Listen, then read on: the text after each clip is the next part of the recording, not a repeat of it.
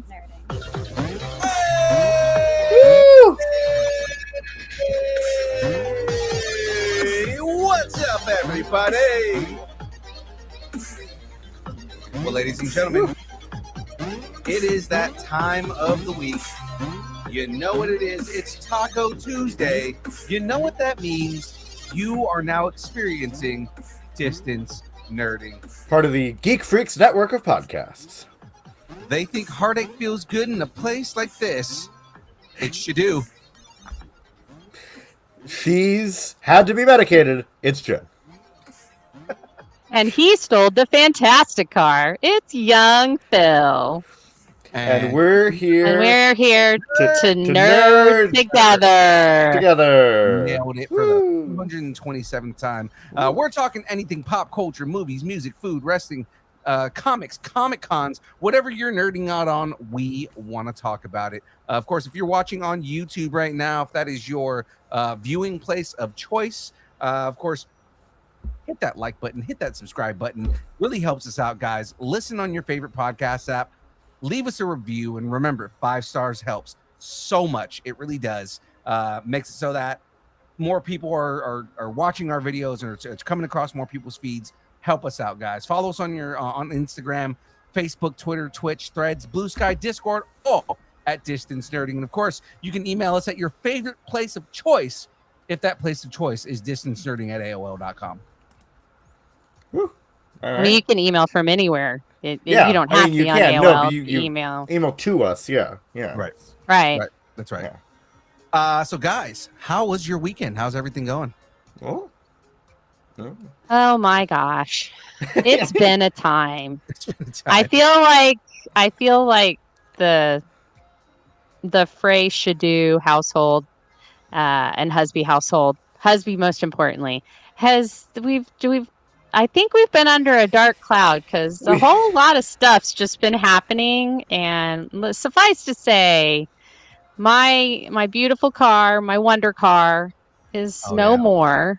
We had an accident on Friday, and everyone's okay. The car is not, and we're all a little extra stressed because of that. Mm-hmm. And it's just like one of our dogs is sick, and it's just we're just having to deal with a lot of stressors right now. It's been a hell of a time for you guys. Yeah, but we'll get out the other end. Yeah, because we're made of stardust and steel, baby. Oh, yeah. All right. Well, ladies and gentlemen, you have all just stumbled onto the worst kept secret on all of the internet. Ladies and gentlemen, you are now watching The Download. And of course, I pressed the wrong button.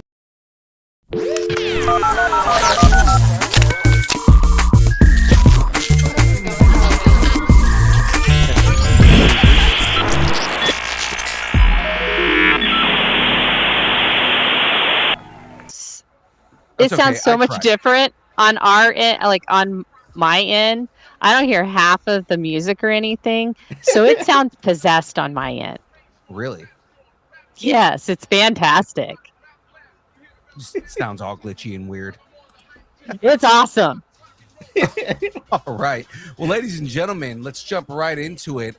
This week on deck, we've got Starting Rumors. I got this backwards. No. Yeah, I've you got do. it backwards. It's all right. Geekend Update starts the whole thing. Everything's shiny in Reno. That's right. And then we're starting rumors. Is it a marriage made in the Force or a hostile takeover? And then, of course, rounding out the entire show, it's The Download. Could these stories be lost in adaptation? I see what you did there. But before we jump into all of that, all the things that we do around there, but first, let me get a shout out. Ladies and gentlemen, this show is brought to you by the good folks over at Debbie. Woo!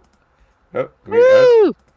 That's right. Debbie is a brand of energy drinks created to help concentration, reaction time with no jitters or crash. W contains no maltodextrin, no sugars, no fillers, no artificial colors or dyes. Find out more about W at www.w.gg. Use the code NERDING10 if you're watching the show. It's at the bottom of the screen right there. If you're not, it's NERDING10, nerding10, and that'll get you 10% off your order. There's a whole bunch of new flavors they've got coming out, guys. They've got some new stuff that's linked into solo leveling for all my anime fans out there. So now is your chance to check that out, guys. Again, that is w.gg, and the code is nerding10 at checkout. So with that being said, Disconcerting is part of the Geek Freaks Network, connecting, informing, and entertaining fellow geeks and nerds, creating a space where fans can explore their fandoms, discover new ones, and engage, in meaningful discussions. Check out the Geek Freaks podcast, Challenge Accepted, Outlast podcast, Fandom Portals, Who's Got Next Game, Disney Mom's Gone Wrong, Geek Freaks interviews, headlines, Anime Plus, and of course, yours truly, Disconcerting.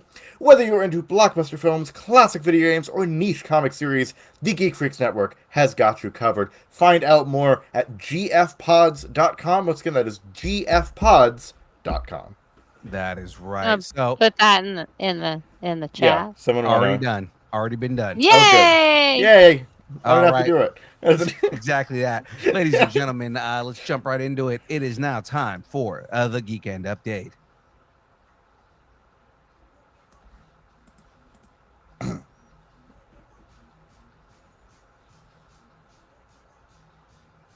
Is it done? Yes. Okay, cool. Yeah, there was It was weird. It was just silence. Yeah. Anyway, Silver Age Comic Con. Yeah, Geek and Yep. Update, Silver Age Comic Con. That's the next con that Distance Nerding is hosting, correct? That is right. So, ladies and gentlemen, Silver Age Comic Con is coming July 12th and the 13th in Reno, Nevada. It's going to be a great time. As far as guests go, guys, we're going to be seeing Adam Baldwin from Firefly, Chuck, The Last Ship, and then from Conan the Destroyer to Star Wars, The Clone Wars, and The Rise of Skywalker. Olivia D'Abo is going to be there, best known as the voice of the most famous FPS, Duke Nukem. Ooh. John St. John, buddy of ours, is going to be there, and named one of IMDb's top 20 all-time anime voice actors. Friend of the show, Tony Oliver, is going to be there. That is going to be a big And deal, he's not from Puerto Rico. He's not. It from Puerto says Rico? that and it says like he's like still there, like he grew up there and all that. And he didn't. He grew up in California, remember? And so, but it's on his Wikipedia, and he doesn't know how to get it off there. Apparently, You know, so. Wikipedia is free to edit. Someone could just go in and like just say, "Hey, no, he was." Right. Well, ladies and gentlemen, find out more about Silver Age Comic Con at www.silveragecomiccon.com for all the latest info. And of course, you can buy yourself passes and everything. Just get ready for that show. It's going to be a great time. Of course, Distance Nerding, we're going to be hosting that show as we do every other Colossus Girl show. And it's going to be a great time. So, Hey, wait a minute! Before we move on from the Colossal Girl stuff, didn't we have a comic conversation actually show up on YouTube today? that is correct, ladies and gentlemen. On this very YouTube channel, we just dropped our video interview with Bonnie Wright at Gem State Comic Con. So if you are used to our comic conversation series, we just dropped a video version of it on YouTube this morning. So of course, pass by the page and check that out. It is very fun. It's a couple different video angles and all of our audience in there. If you were at Gem State Comic Con and you were there for that interview and you asked questions, guys, you are in that video because I have videos of everybody that was there. So And comment on the video and tell us like who you were, what you were dressed like, or how much you liked it. exactly. Yeah, things like that. Just go and tell us. Also, I have to say this because I was not there, but I really enjoyed I watched it twice, and I really enjoyed it. I enjoyed the different camera angles. I loved that we could see the questioner, the person that asked the question, the fan questions, fans. Why did I have such a hard time saying that? The fans. But that you could see them when they ask the question, because so many times in videos that you'll see, like from other conventions, it'll just have who's on like who the big name person is, but it doesn't have who actually asked the questions. And I loved that. I think that's really great. I think it should be something that everybody does. But yeah, Bonnie Wright she was amazing. Like some of the answers to those questions was like, I was like, oh my God, I never even thought about it that way. So She's really she was really fun. She was really intelligent. It was a blast talking to her. The next one that we're putting out, just as a teaser for everybody here, the next interview we're putting out next week is going to be Sean Gunn and Scott Patterson. So guys, be ready for that. It's going to be a good time. Very, very fun. I cannot wait, because I actually did write some of that. Yeah, I actually wrote all of it. So, and that one actually was really funny. good. Scott told a few people that he felt that I had the funniest joke of the entire thing. So Oh, you guys- awesome. yeah, Yeah. so you guys will get to see that. It was pretty fun. What Phil didn't tell you is that he paid him to say that. Absolutely did. Absolutely did pay him to say that. Yeah. Like what better way to make it seem like I'm actually fairly funny than to have a celebrity say that I was a funny guy. There we go. Well, ladies and gentlemen, before we move on to the rest here, we did have a representative of the DN head over to a little weekend blender down in Tracy, ladies and gentlemen, to talk about Weekend Blender in Tracy.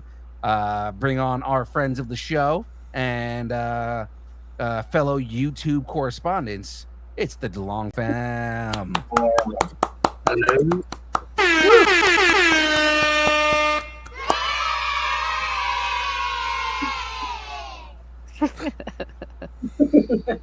How's it going, guys?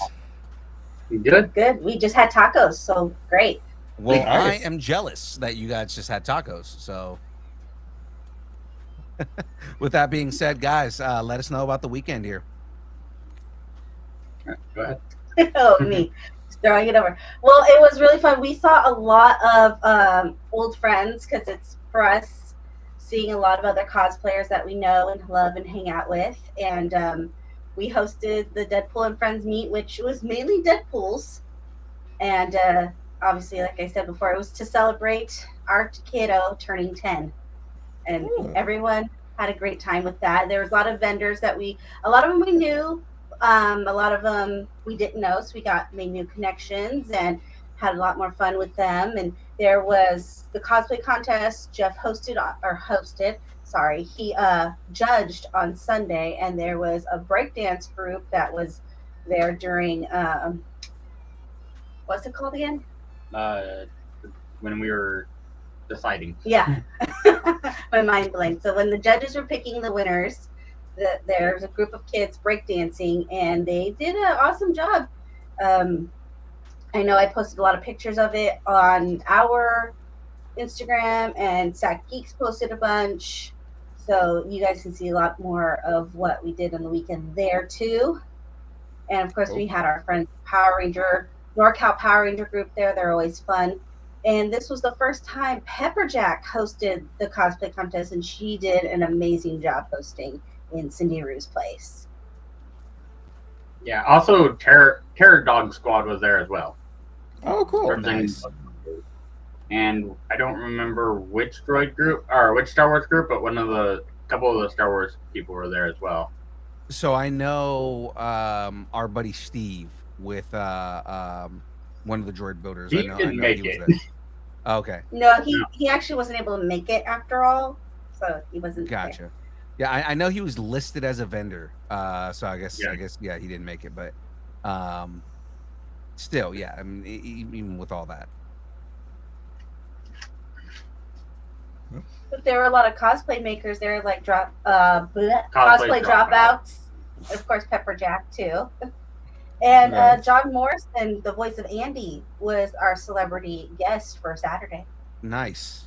Nice. It's very cool. And there was lots of creative Deadpools that showed up this time. It's going through the thing. I can see. Yeah. One of them, the interesting ones is Barf Pool. Barf pool? Barf. Oh, barf. Is it sports be with you? Yeah. So it's like barf but Deadpool. Yeah. Yeah.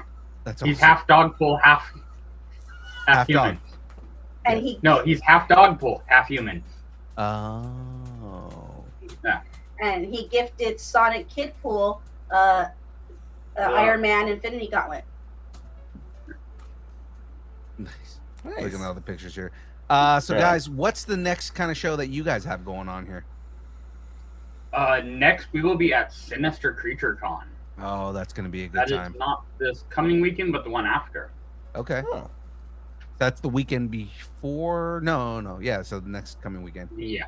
Yeah. So Sinister Creature Con is going to be, hopefully should be a good time.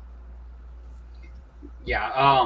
They just released that they are gonna have the girl from The Exorcist. Right. That's right. That Linda Blair is that going to be got there. exercised. They're supposed to have Doug Bradley there. They have Kennedy. Jamie Kennedy. Jamie Kennedy there. Devin Sawa. So they have a decent set of celebrities. Unfortunately, Doug Jones had to drop out. Oh. Yeah, That was it's one sad. I was looking forward to. But they just got.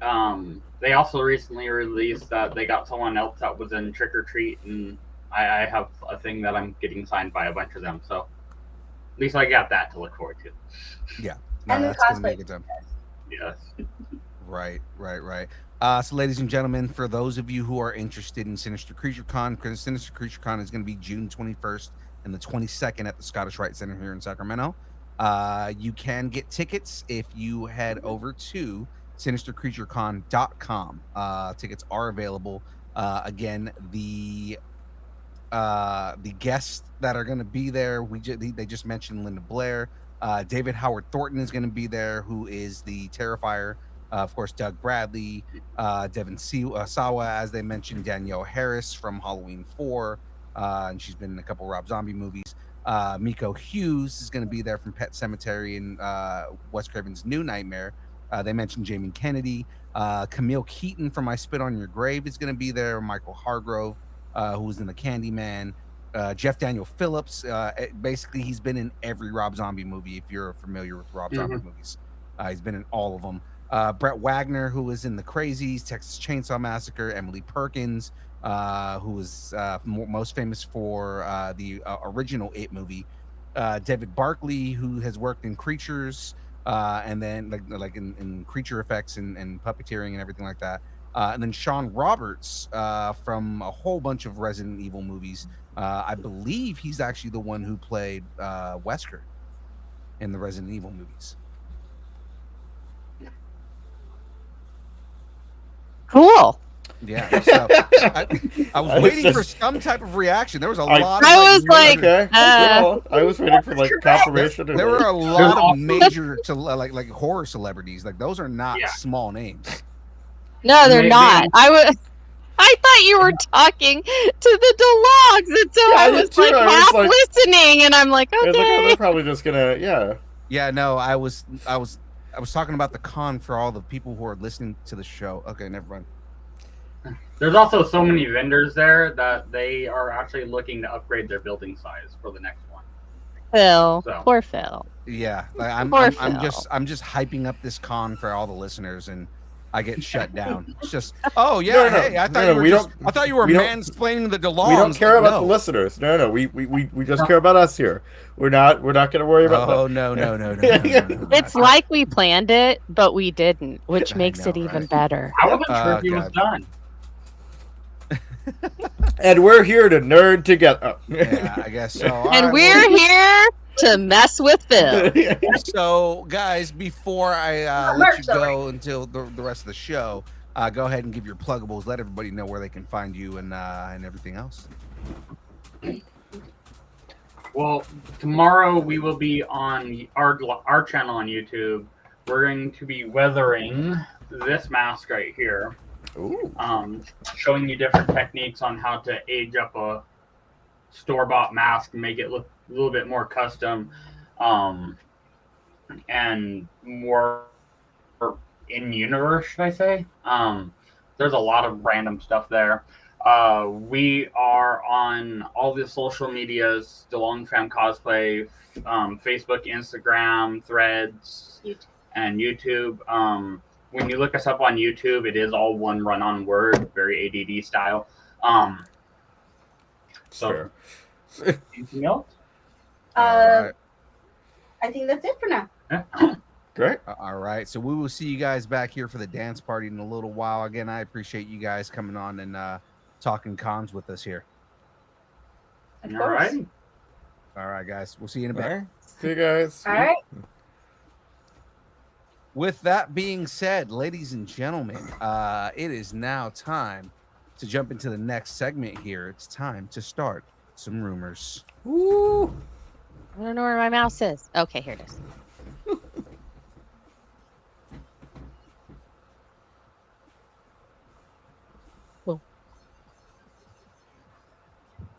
Could you hear that a little bit better? Nope, not at No. all. Could not hear it at all.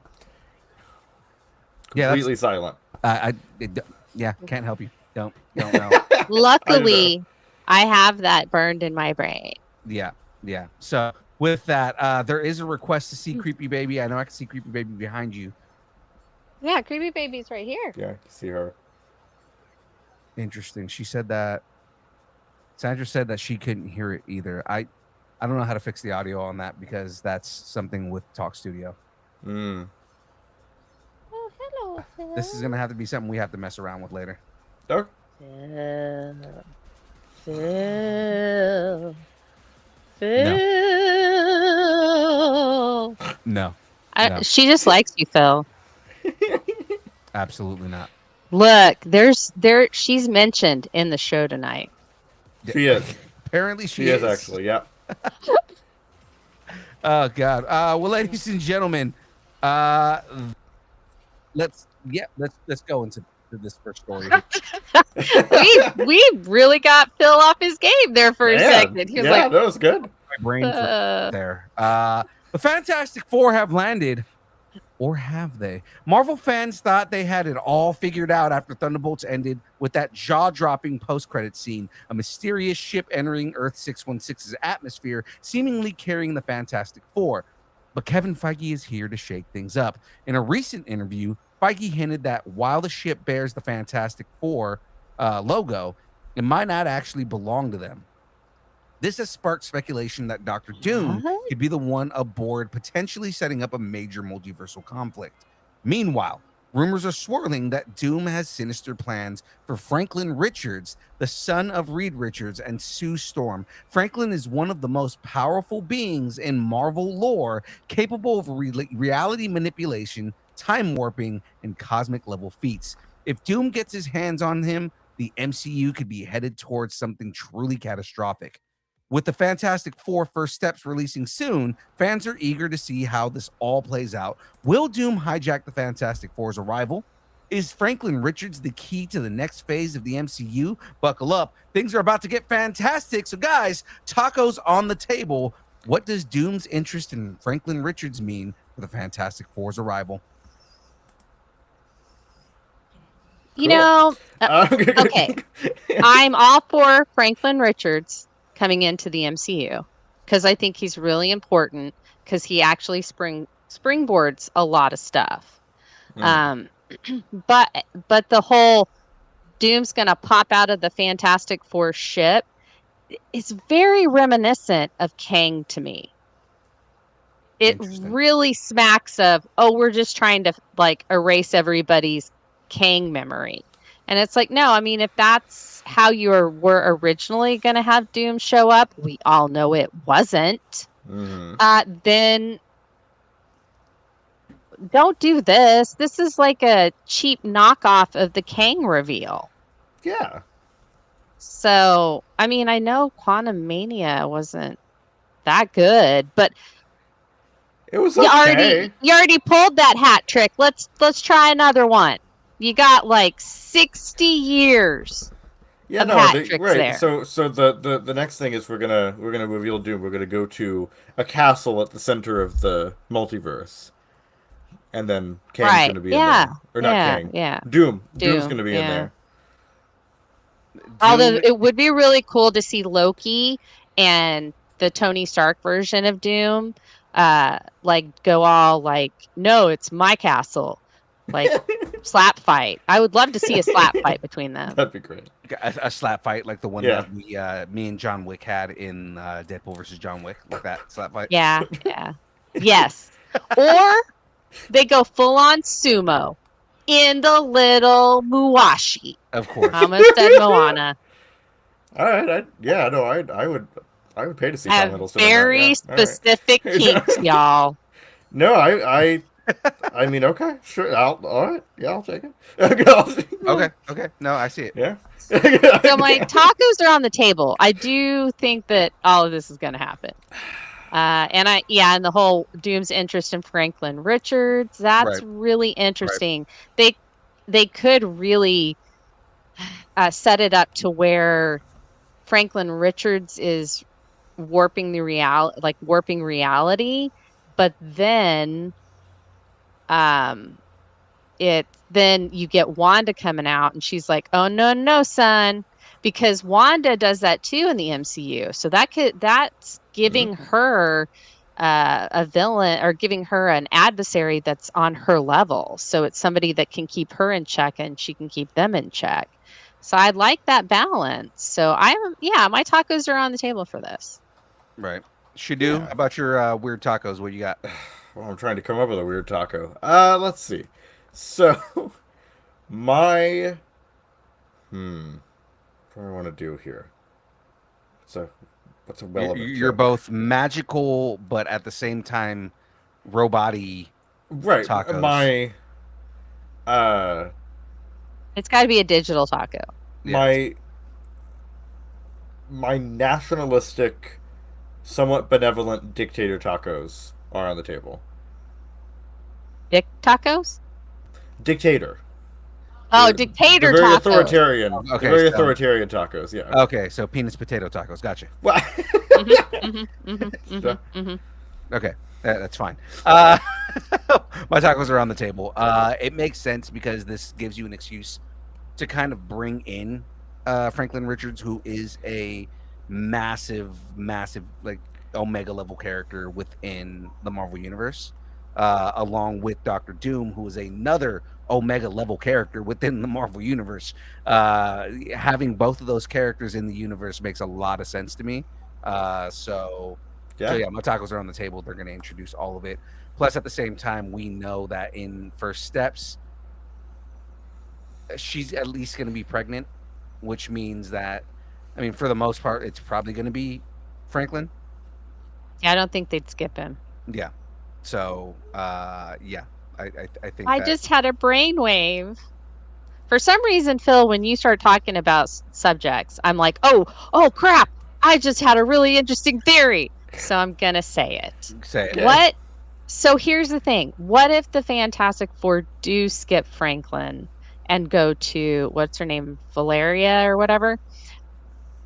I think we might get the Franklin Richards of 616, and he's already an adult.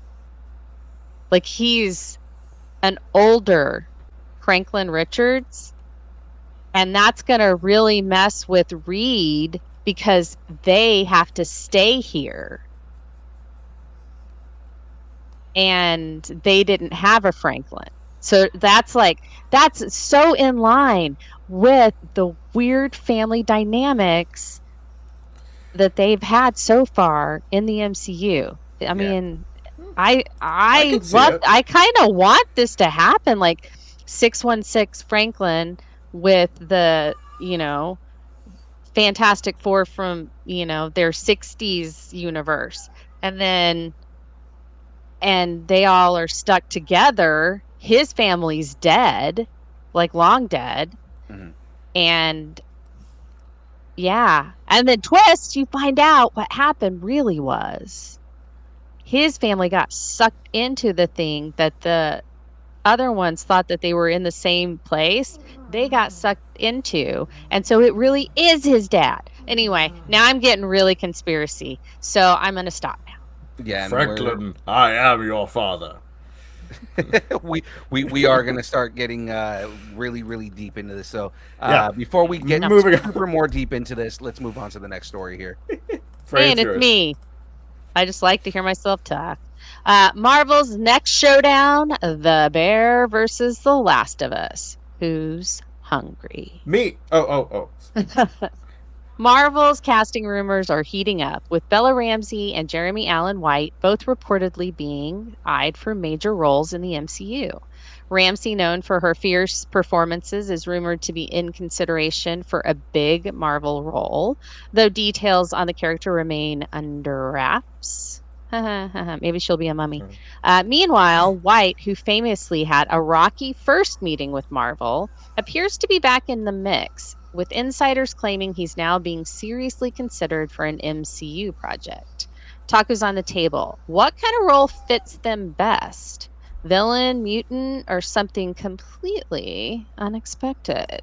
Oh, I don't know. I'm trying to think. I mean, there's a lot of people that are speculating that Bella Ramsey is going to be like Rogue or something like that. I think Kitty Pryde. Yeah, actually, She could be Kitty Pryde. I can see that. Jeremy Allen White can be anything. So I mean, it's I would prefer Kitty Pryde to like actually be played by a Jewish actor, but that's just me. So yeah, wow. I mean, I'm just saying. You didn't have a problem with John Locke, and he played a Jewish character. I know. Look, I have double standards. Okay. Obviously. I'm sorry, Phil. Go ahead. No, I was just saying, like, Jeremy Allen White can essentially play anything. Bella Ramsey has already proven that she could probably play a villain and be really good at it. Yeah, I mean that would be cool. Yeah, just because she does have a lot of heart in the way that she plays her characters, all the way like back to Game of Thrones. So, I can see Bella Ramsey kind of like playing either way, a hero or a villain. As far as Jeremy Allen White, he can play a good guy, but he can also play someone who's very indifferent. Yeah, that's true. Which actually goes well. Weirdly enough, goes well for Logan. I wouldn't mind him as Logan. Actually, that's an interesting choice. Yeah, Jeremy Allen White, because he's a good enough actor where he can pull off that kind of character. Mm-hmm. And again, he can play kind of indifferent and a little cold, but just kind of traumatized. Yeah, exactly. Yeah. Especially if you are fans of Shameless, you kind of know the kind of character he plays. If you're a fan of The Bear, you know that he can play those kind of characters. If you've seen The Claw, especially The Claw, like, he can get really deep into the weeds. So I think Jeremy Allen White, there's a lot of characters that he could kind of like lend himself to. I think he could pull off Logan, and he's kind of ripped enough to do it too. Yeah, I could see that. And he's not as like he's getting there, but he's not as recognizable as like maybe an established movie person. So he could really make that role. Yeah, and there is kind of some marketing. Face of it. There is some marketing there where like, did you hear the guy from The Bear is, Wolverine or whatever? Like I think that's a good. You want someone who's kind of in that level of notoriety. Yeah, we could do a story on it, and we could say, he goes from Bear to Wolverine, because they're both Oh. animals, and so one and see. then the other. But yeah, my tacos are on the table. I get a Kitty Pride feeling from Okay. Bella Ramsey. It's very similar can to see things it. that she's already done. Kitty Pride's very outspoken. She doesn't back down. She's feisty. But then I could very also, much see it. Yeah. I could also see her playing with somebody else. Like she could. I don't know about Jean Grey, but she could play a multitude on any Yeah, she mutant. She could. skews a lot Yeah. younger to me, so it's Well, she could skew younger or older. She could, there are a lot of mutants that she could play. There are a lot of non-mutants that she could play.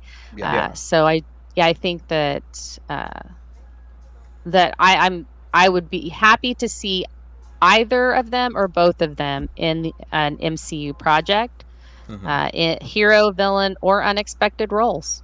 So she might play Thor's niece oh, if they age her up a little. Like that would be a great role for her. So Hot take: Bella Ramsey plays Beta Ray Bill. that would be amazing. She's That's the funny. real Silver Surfer. Well, no, I was thinking because she could become Moondragon.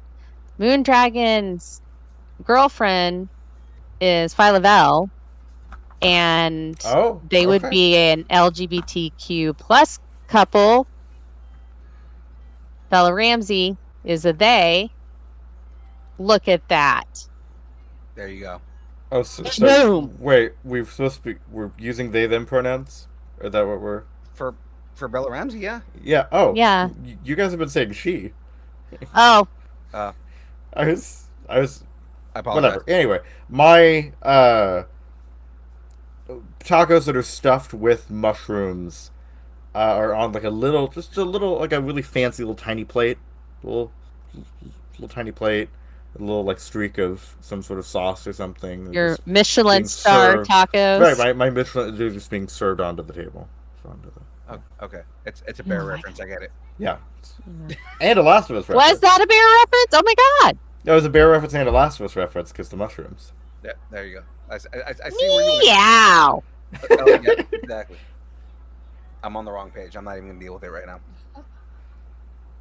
I bet Shadu feels good about that. He's like, oh, he's not gonna do it. Yay! Meow. Oh God, no! You did it earlier, and I was like, maybe. We're moving on. I lulled him into like a false sense of security there. We're moving on. Oh. You could say that this next story really rocks because Clay, and his name is. Never mind. DC Studios' Sergeant Rock project may not be completely dead yet. According to a new report, while the film remains on pause until 2026, insider Daniel Richtman claims it's still technically happening for now. The World War II set adventure, which was originally slated for 2025, faced budget concerns, scheduling issues, and even uncooperative British weather before being shelved. Director Luca Guadagnino. That's not going to happen. Guadagnino. Guadagnino. Guadagnino. Guadagnino. Oh, Guadagnino. Luca Guadagnino has since moved on to another project, leaving the film's future uncertain. Meanwhile, the Clayface movie appears to be moving forward, with cameras reportedly set to roll in September. The casting process is in full swing, with actors Jack O'Connell, Tom Blythe, George McKay, and Leo Woodall all reportedly in contention to play the shape-shifting Batman villain. Writer Mike Flanagan, who developed the pitch, has confirmed he's no longer involved in directing the film, but hopes it stays true to his original vision. With Clayface gearing up for production and Sergeant Rock still lingering in limbo, DC Studios seems to be keeping its options open, as it builds out the next chapter of the DCU. So, tacos on the table, should Sergeant Rock get a second chance, or is Clayface the more exciting project? Thoughts, people? So my tacos are on the table for both of these, and it's mainly just because I know Clayface kind of picked up a lot of steam probably a couple months ago, where people got excited for what it could be and where they're going to go with it. It seems like the studio is really, really like pushing forward on Clayface, which means they probably have a really good treatment for it. So I'm kind of excited to see what they do with that. Sergeant Rock seems like more like one of those James Gunn pet projects where he's like, I don't want to let this one go. Regardless of where the direction of the entire universe is going, because it is also something that takes place in the past. So it's not like something that is it's not one of those projects that has to happen right now. It can happen eventually. But he Right. can take his time on that and kind of keep it in the rafters. So I'm Well, sure and oh, go ahead. I'm sorry. no, I was gonna say it's definitely something that James Gunn is gonna keep around, whether it happens right now or it happens like a couple years down the road. I think Sergeant Rock is eventually going to end up happening, especially that the character did show up in Creature Commando, so he did lay that groundwork already. Yeah. Yeah, I feel like the Sergeant Rock is kind of evergreen, and that it builds the bricks of the universe he's trying to create. Like, it's a story set in the past of this universe, so it gives it a history. So I definitely think he's going to keep it. But yeah, it may be on the back burner as far as like immediate projects. And then yeah, I'm all for the Clayface movie, and I hope it's like a horror, like Universal Monsters type of movie. I think that would be amazing, and it sounds like that's where they were going with it, especially since Mike Flanagan was involved. So I'm hoping that that they stay with that motif and kind of get it, because I would love that to be it. He's so meant to be a Universal monster like type of character if he's going to have his own movie. Scarecrow as well. He should also be Universal. He should get that Universal Monsters treatment, because they're supposed to be terrifying. All of the characters are supposed to have root in some sort of human fear. Fear of poison, fear of clowns. You've got fear of not being able to solve riddles. I mean, they're all fears. Fear of his voice. Yeah. Right. But I mean, like, it's true. You've got Oh, the Scarecrow. laugh is even creepier. Oh yeah, it is. Scarecrow is like fear of scarecrows and just fear itself. And then you've got Clayface, and he's fear of monsters. So is Killer Croc. I mean, like fear of what's in the sewer. It's that kind of stuff. Those are all human fears. So I think that it's genius, and I hope it works out, and I hope it's amazing, and we start seeing more of that, and see maybe a horror take of the Batman villains. That would be amazing. All right, and I'm done. Tacos are on the table. Great. Yep. My shape-shifting now they're just now it's a burrito. Okay, now it's back to a taco, so it's on the table. Clayface? See what you did there. Yeah. Clayface joke? Okay. Yeah. I see exactly what you did there. Fine. So guys, I'm gonna try some material on you here. Are you guys ready for this? Yes. Sure. Yeah. Okay. All right. Superman, Crypto, and Supergirl walk into a flashback. That's all I got. I don't have a payoff for it at all. We'll work on it. Yeah, we'll definitely. I'm gonna workshop. Let's workshop. Yeah, absolutely.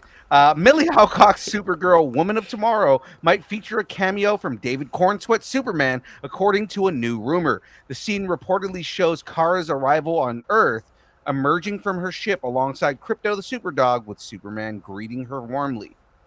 Interesting. This flashback would tie into Gunn's Superman, where Clark is said to be looking after Crypto for Kara. James Gunn has emphasized that this version of Supergirl will be much more hardcore, shaped by years of survival on a broken Krypton before arriving on Earth. The film is set to release on June 26th of 2026. Will also feature Jason Momoa as Lobo, David Krumholtz and Emily Beecham as Kara's parents, and Matthias Schoenaerts as the villainous Krem of the Yellow Hills. With production underway, fans are eager to see Alcock's full Supergirl reveal. Not Superman, stronger than Superman. Supergirl reveal. Tacos on the table. What do you think? Does this cameo make sense for the story? Yeah, I think so. I mean, again, they're connected. Yeah. So. Well, I mean, she's going to be in Superman. He's going to return the favor. it's gonna happen. Right. I was convinced that the big cameo before I read the story, like read the actual story, was that it was going to be Crypto. Because I was like, well, that's a no-brainer. Crypto is definitely going to be in it. Crypto needs to be in every Right. freaking movie going forward. So yeah, I was like, oh yeah, yeah, totally. And then it was like, oh, it's going to be Superman. I was like, well, duh, Okay, they're sure. I mean, yeah, cousins. it's obvious. It's like, all Yeah. right, And cool. so, and it being a flashback, I love that. I love that they're going to do that. So you kind of see what Kara was like when she first got, like, she just pops out of the spaceship. So I think that's kind of a neat thing. Right. I think it'll make us curious as to what happened in between. Right. And that's what you want in a movie and a character. So Yeah. Absolutely. No, I agree. That's definitely something that, again, my tacos are on the table. It's one of those things that keeps the universe interconnected. You kind of get that tease in one movie and it kind of goes into the next one. It's one of those things that just it gives you that larger world building narrative that James Gunn is already so good at doing. So I'm very excited to kind of like get that and see more of that, and those kind of things. And I'm sure we're gonna get like, you know, those kind of things in Peacemaker. We're gonna get those kind of things in Superman, leading into Supergirl. You know, and it's gonna be great. So I'm very excited for all that. Yes, my tacos that represent hope are on the table. Tacos that represent hope. All right, so It's not a T. It's not a T. It's hope. It's not a T. So let's go ahead and move on to the next story here, guys. All right. Oh, always two there are. Lucasfilm is reportedly preparing for a leadership shift, with Kathleen Kennedy's tenure winding down and Dave Filoni and Carrie Beck being eyed as potential successors. Filoni, a George Lucas protege, has been a driving force behind the Clone Wars, Rebels, The Mandalorian, Ahsoka, and pretty much everything Star Wars that we've seen in the last few years. His deep connection to Star Wars mythology has earned him a loyal following, but some insiders worry he might lean too heavily into lore, potentially alienating broader audiences. Beck, who has been with Lucasfilm since 2012, is well versed in the studio's operations, but, like Filoni, lacks extensive film experience. Kennedy may remain involved as a producer to ensure a smooth transition. Fans are already debating whether Filoni's mythology-heavy approach is the right fit, or if Lucasfilm needs a fresh perspective. With Star Wars at a crossroads, the next era of the franchise is about to take shape. So, tacos on the table. Should Filoni and Beck take the reins, or does Lucasfilm need a different direction? So I'm going to start with this. Please. All of the executives who are trying to do good, or they're going to make good movies, shut the fuck up. I'm sorry. That is probably the most angry thing you've heard me say, like, in that way. No, I love it. You didn't pass it. It's good. It really it pisses me off that these executives are like, well, no, you need to make films that it's going to alienate new viewers. It's not. The thing is that there is a combination of the way that Filoni does these things where it makes it open for new audiences to come in. Now, I get they're probably afraid because Ahsoka was kind of in lore and really played off as another season of one of the animated shows. Still my second favorite Star Wars series. But I mean, rather than being its own thing, but at the same time, it's not one of those things you can walk into and just be like, oh, I'm completely lost. That yes, it is bringing in new characters, but they also reintroduce those characters. And it's one of those things where it's more like, these characters are interesting. I want to learn more. You go back and watch Rebels, you know, or, you know, it's those kind of things. The way that Filoni does his storytelling is they are fairly self-contained stories as far as the stories themselves, but there are references within other places that make you want to dive deeper into Star Wars. Right, that's what I'm saying. Like the great thing about Filoni is it's a gateway. It is a gateway into the rest of lore and the rest of whatever. And again, from just a pure capitalist perspective or pure, you know, marketing perspective, you want people to be in the lore. Right. Because then they're going to buy more shit from you. They're going to, you know, subscribe to Disney Plus for longer. They're going to buy comics. They're going to, you know, buy the movies on DVD or something. I don't know. I don't be whatever. Anyway.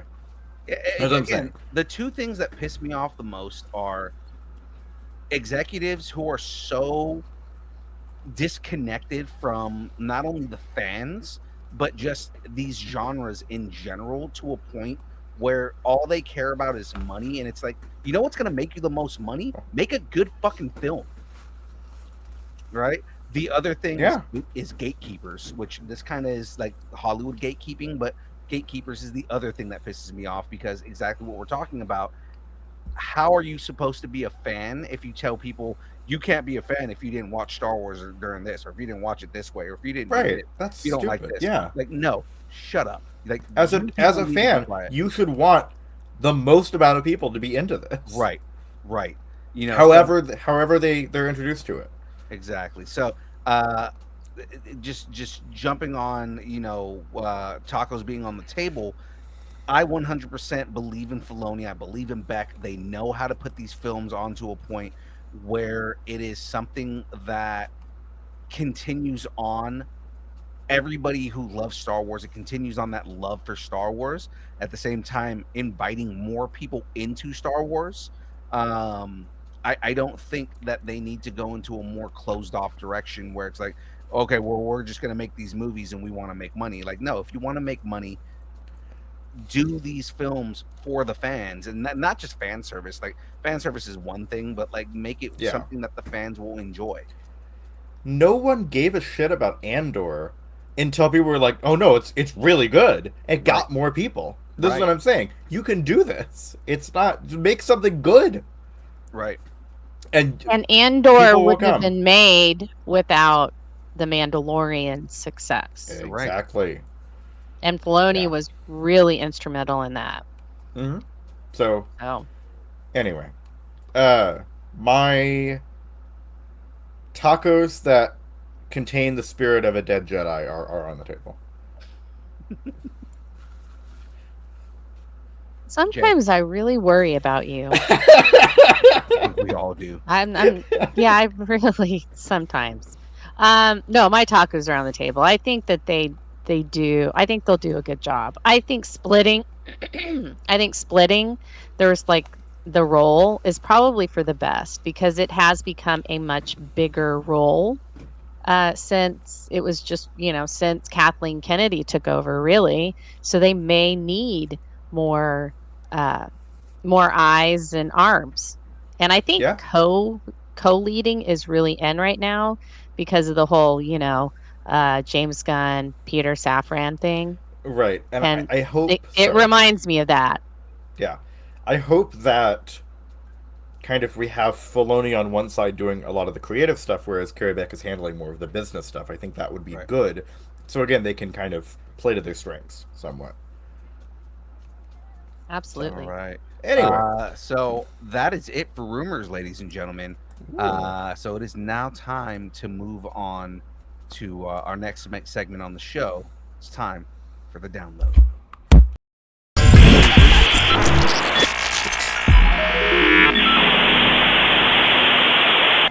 I could hear that. I don't know what happened. No, I changed some of the stuff on the back end, so hopefully good. That fixed everything. Let me see. Well, with that all being said, and now that we know everything that's going on, ladies and gentlemen, for more news, trailers, reactions, check out the Distance Nerdington post. Let us know what you're nerding out on. Of course, you can hit us up on Discord and all the places. Just tell us what you guys want to talk about, and we will make sure we bring up topics in regard to those things. We're actually already doing that in this episode. So, ladies and gentlemen, let's move on to this first story here.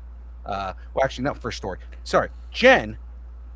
We are moving on. It's because we haven't done it in like 2 weeks, so we're bringing back a segment because Jen's been gone for 2 weeks and we haven't been able to do the segment.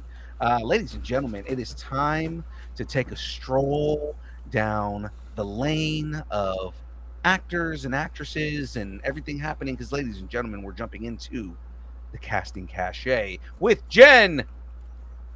Hello, everyone. Let's cast a spell on these actors' upcoming roles. Walton Goggins is. You just need to apologize to Walton. Walton Goggins is trading in a cowboy hat for a wardrobe right out of Ben Mendelsohn's dreams. The man with more Southern charm than a glass of sweet tea might just be stepping into the dictator's boots for Legendary's live action Street Fighter movie. And honestly, that mix of smooth talking charisma and unhinged menace could make for one of the most memorable M. Bisons we've ever seen. Imagine him delivering those iconic lines with that signature smirk. This could be something special.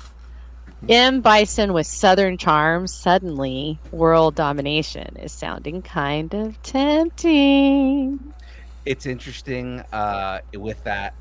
I do like the idea of Walton Goggins playing M. Bison. The only thing I have with that is there is a high bar. Considering that the best on-screen M. Bison was played by an amazing actor in a terrible movie. As much as everybody's going to sit there and say like, oh, but I have good memories. Yeah, we do. There are good memories of this movie. It's still not a good movie. So, I mean, the old Street Fighter movie from the 90s, Raul Julia, Yeah. like he killed that role, given it was his last role. But I mean, he has one of the best lines in existence in a movie that was just so blasé, you know. But I mean, like, you know, the worst day you ever had in your life was the day M. Bison came to your village. To me, it was another Tuesday. You know, like that is one of the most diabolically well delivered lines in any movie. And it was and it was M. Bison in the shitty Street Fighter movie. But I mean, like, but it was he has Walton Goggins is going to have a high bar to pass if he wants to do or just at least meet to get to the level that Raul Julia put on to play M. Bison in that movie. So, Right. No, I agree, but I think I like that they're not just like going, oh, well, let's get somebody kind of like who he had before. right. And so they're going in a different direction. And come on, you're telling me that you wouldn't fall for Walton Goggins' Southern accent? The thing is that we don't. What? I kind of don't want M. Bison to be charming. I don't want him to be somebody likable. M. Bison is Iron Fist, destroy the world by any means. He is the diabolical, you know, just he is that dictator, that like the cliche dictator. He puts the dick in dictator. He kind of does. So I don't want to lean too heavy on this because I know you got more casting to talk about. So We have so much more. yeah. Oh, yeah. HBO's Harry Potter series is filling up fast. Wingardium Castiosa. Nice. Here's who's stepping into some of Hogwarts' most iconic roles. They cast Lox Pratt as Draco Malfoy. He's in the picture. Yeah. There. He looks like a little shit. Lucius Malfoy is Johnny Flynn. Now, I know who he is, but no one else will, because I watch way too much British stuff. Okay. Yeah, he was in he's been in like a lot of British stuff. Just trust me, he's gonna be really good at it. Molly Weasley is Catherine Parkinson. She played Jen from the IT crowd. I think she's gonna be amazing. Seamus Finnegan is gonna be as Leo Early is playing Seamus Finnegan. You know, Seamus Yeah. Oh, Seamus. Okay, and Alicia Leonie is going to play Parvati Patel. Sienna Musa is Lavender Brown. Bertie Carvel is going to be Cornelius Fudge. Now he's the Minister of Magic. Yeah. Mm-hmm.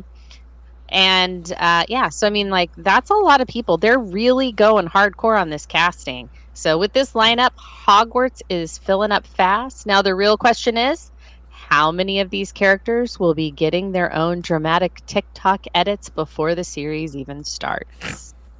The only thing I'm wondering here is like, so in the picture that's on screen, the Dursleys are there, and I don't feel like did they? No, they did. They didn't announce who was playing the Dursleys in this. No, oh, they did. I don't think it mentioned. I don't think where I was getting my sources. I don't think it mentioned them, but they actually did. Let me see if I can find who they are real quick. Because like I said, the picture has the Dursleys in it, and it's like, oh, that's gonna be interesting because I definitely want to see who plays Petunia. Okay, let me see. Yeah, hold on here. Top stories. Here we go. See, it is. Damn it, Dodd, for writing so well that you're bearing the lead. Okay. Belle Powley and Daniel Rigby.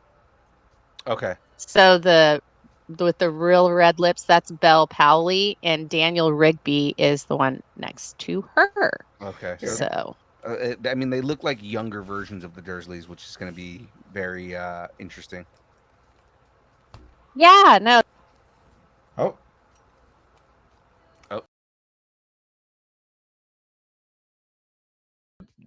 We lost every. Oh, whoops. I don't either. I don't know what happened there. I don't either. That's fun times. Huh. Okay. Woohoo! I wasn't even on the page. I just heard everybody go silent. Huh. Anyways, let's continue. Yeah. But I just think that I think it's coming together. I'm actually really excited about this.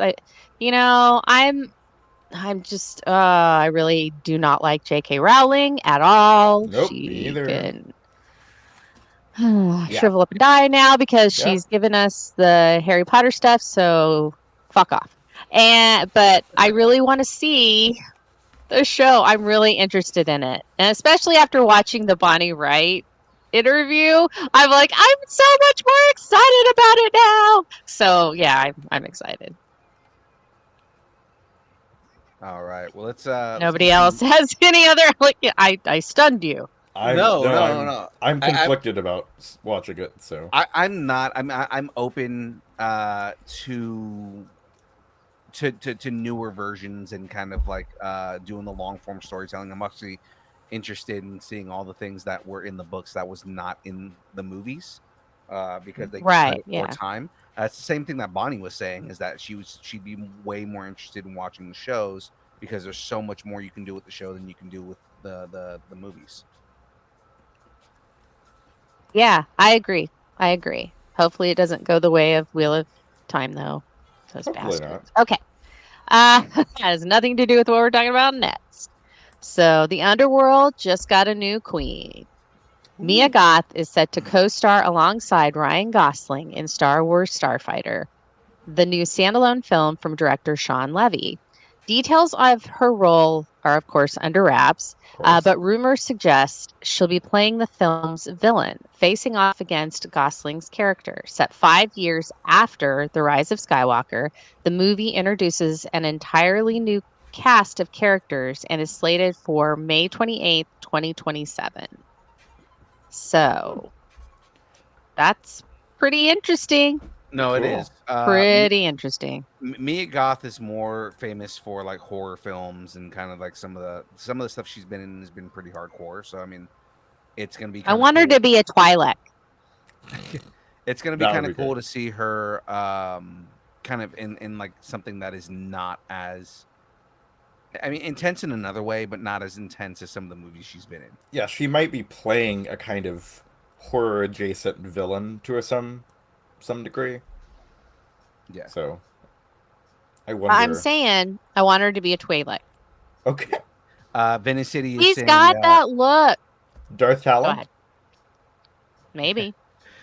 Just commenting on this, Venice City just commented, wait, there's a Harry Potter show upcoming. Yes, there is. They are currently casting for it. Yeah. Oh, yeah. They've got like almost everybody. Right. At least for the first book. I want to say last week we talked about the casting of the main cast, so, or 2 weeks ago. They were cute. They were so cute. Yeah, and it was a Jep nerdy question that none of us got right. Nope. Let's all right. continue on here. Even dead, I'm the hero. just maybe not the one you need. Emily Hampshire will embody E.D.I.T.H in the upcoming Vision series for Disney+.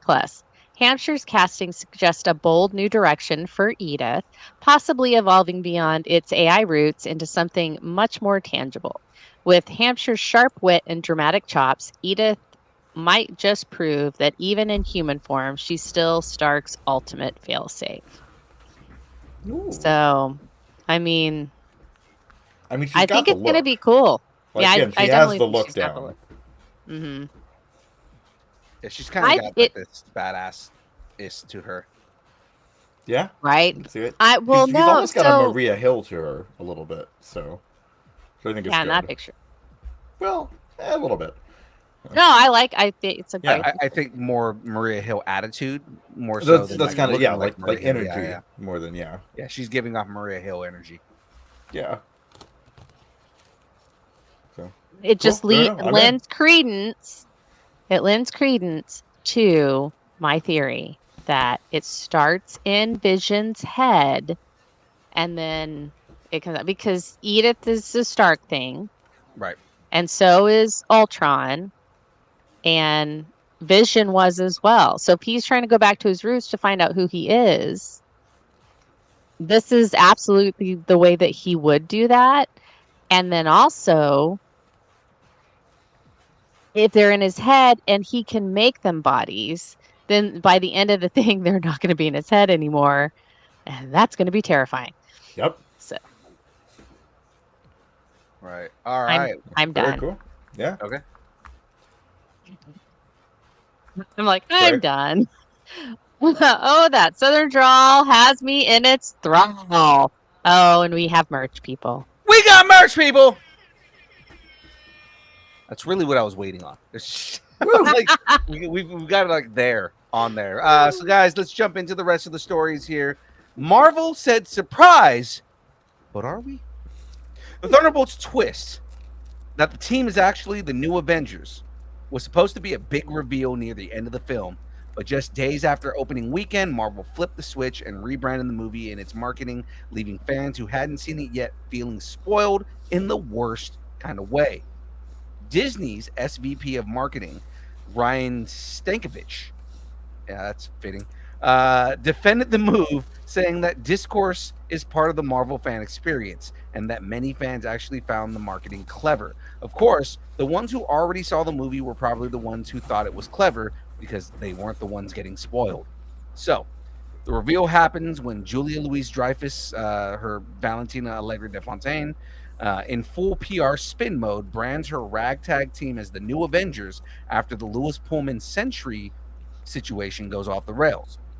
Then, in the post-credit scene, Anthony Mackie Sam Wilson is seen assembling his own real Avengers team, and he's not thrilled about the branding hijack. Marvel's marketing machine has always been a force to be reckoned with, but this time, it might have been a little too efficient. Fans hoping for the surprise in the theater got a reminder that in the MCU, nothing stays secret for long. How long before Marvel just drops post-credit scenes details in the trailer so fans don't have to wait? I have not seen this, so spoilers. Spoilers, I haven't watched the #1 movie in the fucking world. Come on, man. What? We had a car crash. Look. Yeah, there's a lot of stuff kind of happened. Okay. Um, I'll give you that. But it's okay.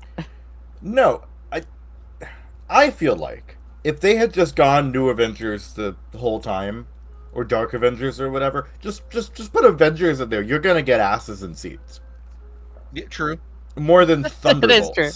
I'm just saying, more than Thunderbolts. It's like just put Avengers in there. That's what people want to see. Like, oh, Avengers, oh, whatever, whatever. Just anyway. Just so like Sandra Betty in the chat, just add it to Shadoo's list Yeah, of like the 1,000 movies he still hasn't watched.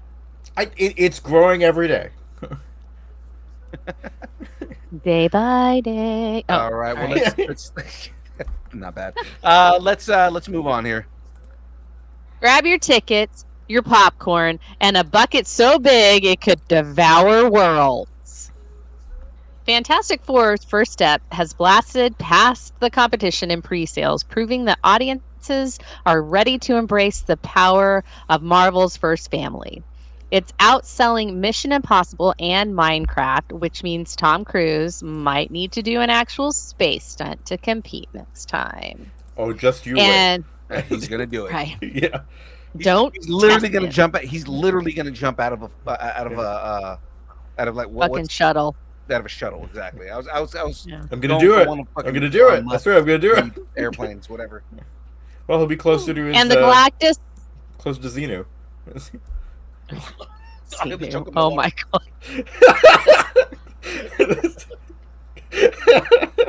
Sorry. Continue. Frank. Okay, no, put that down. That's going to be your joke I am right for the end of the show. Do it right now. And the Galactus popcorn bucket. It's absurdly enormous. Marvel basically said, "What if your popcorn container looked like it could consume an entire planet?" At 17.5 inches tall Good and God. 20 inches wide. Good This God. thing is 20 inches wide, almost 2 feet. It's It's a not two- so much a snack holder as it's a new roommate.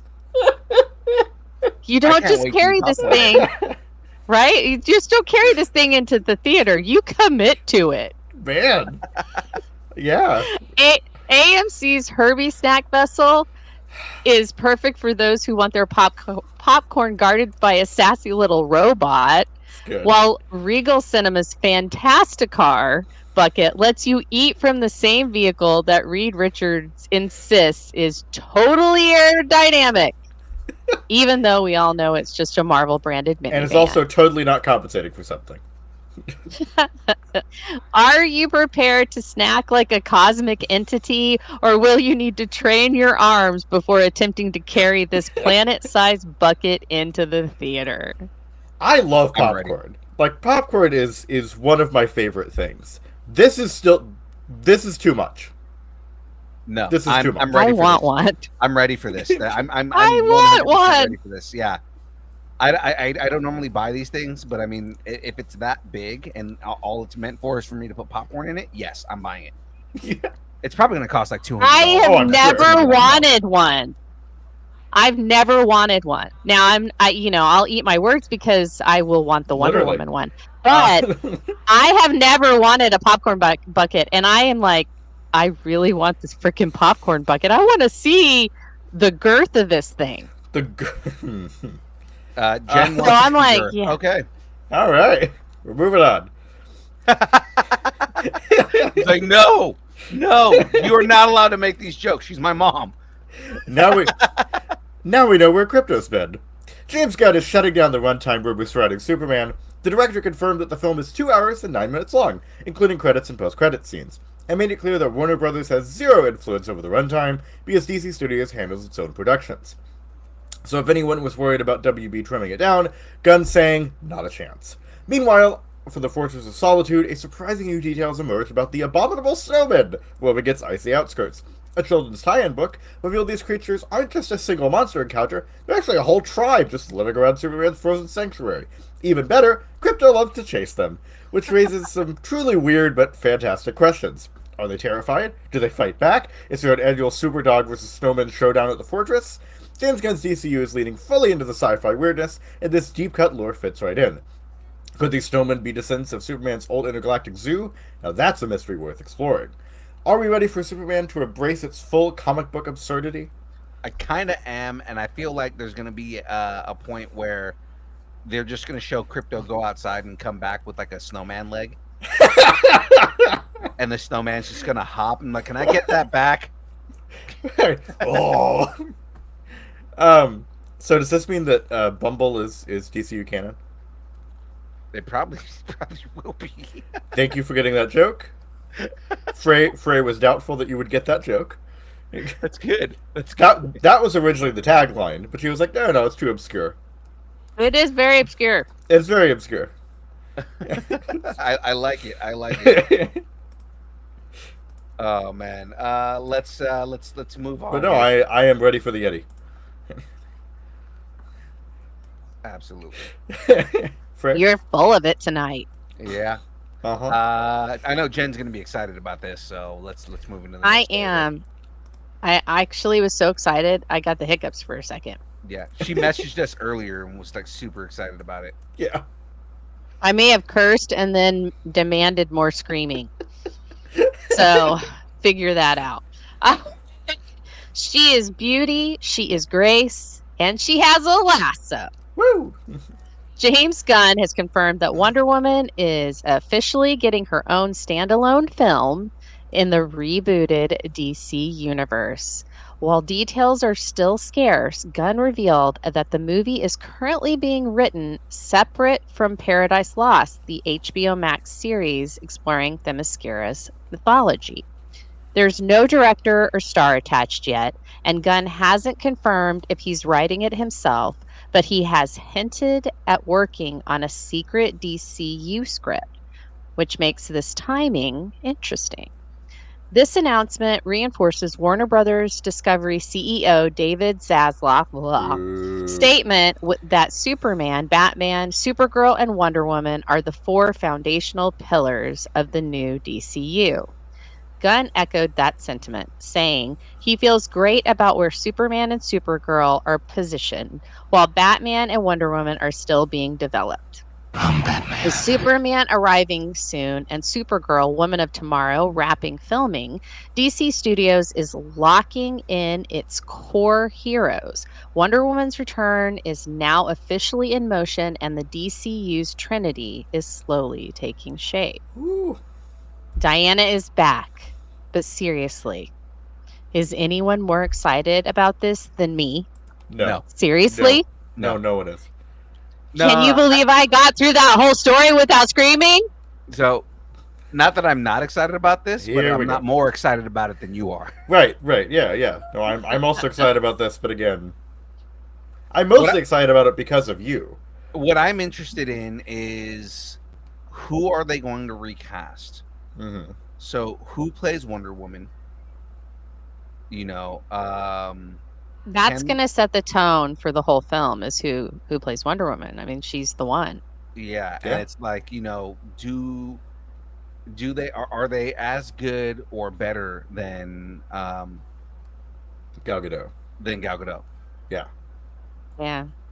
You I know, think so- it would need to be different, obviously. I Right, mean, absolutely. she's still going to be wearing the same outfit. She's Or still going to be wearing similar the same outfit. Okay. But sorry. Yes, I wasn't saying it as a question. I was a statement. No,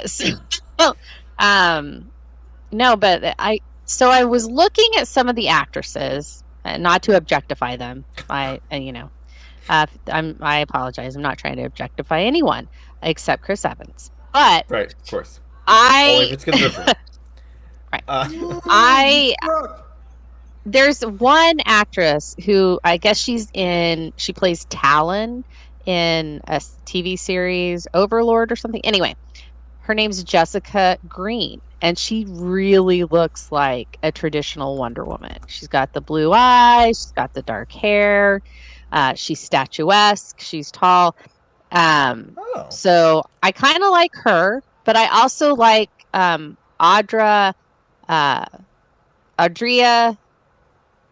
Adriani, the woman who played Bix.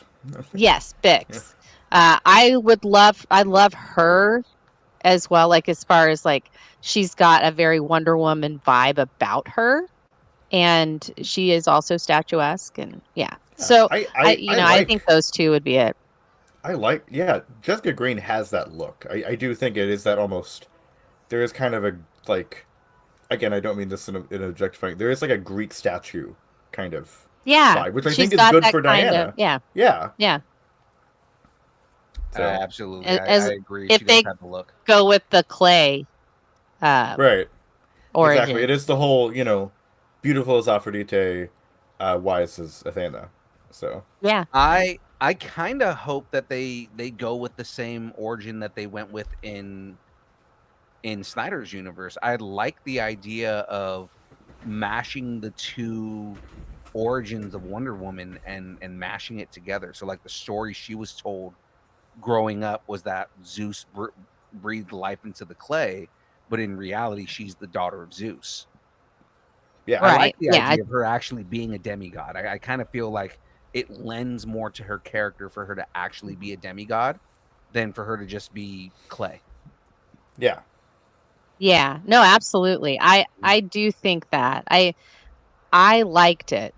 I liked the changes that they made to the origin, so I do kind of hope that they stick kind of with that. Right. Um, there have been so many rewrites of her origin, so they've got a lot to choose from. But no, I'm really excited about this. I was super excited when I saw it. I was like, we're reporting on it. Yeah. And She texted us this morning and was like, "They're doing a Wonder Woman movie. I'm writing the story right now." I'm like, Yeah. it's gonna be a thing. So yeah, so I was like, okay, I definitely want, I want to do this. And so I'm really excited about it. I do think that they will find the right actress to Right. do it, and it may be somebody that's not on anybody's like radar right now. So Right, we don't even know. Hardly anybody knew who David Corn Sweat was, and Yeah. he's Superman now. So I think that's where James Gunn is going with this, trying to Yeah. get fresh faces that may not have a lot of acting experience, or do, but just not a lot of successful acting experience. And I think that may be the way he goes. So hopefully we'll see soon, and we'll get more from this. And James Gunn is writing the Wonder Woman movie because I think he would do a pretty bang up job on that. Right. Or Greta Gerwig. Those are my two choices. So there we Fair. go. Great. It'd be interesting to see Greta Gerwig doing an action scene. Yeah, absolutely. Well, she got a lot of practice with Barbie.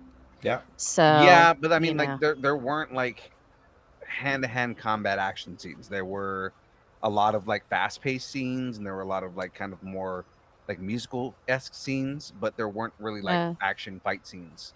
Well, in Barbie. I So mean, Like, what do you call Battle of the Beach? yeah, no, that was more like a dance battle. that's what I was saying. But I was saying choreography. It's the same, called the same thing. It's, Well, I'm saying Anyway. like I that's why I say it'll be interesting because like she knows how to direct like those kind of choreography scenes and stuff like that.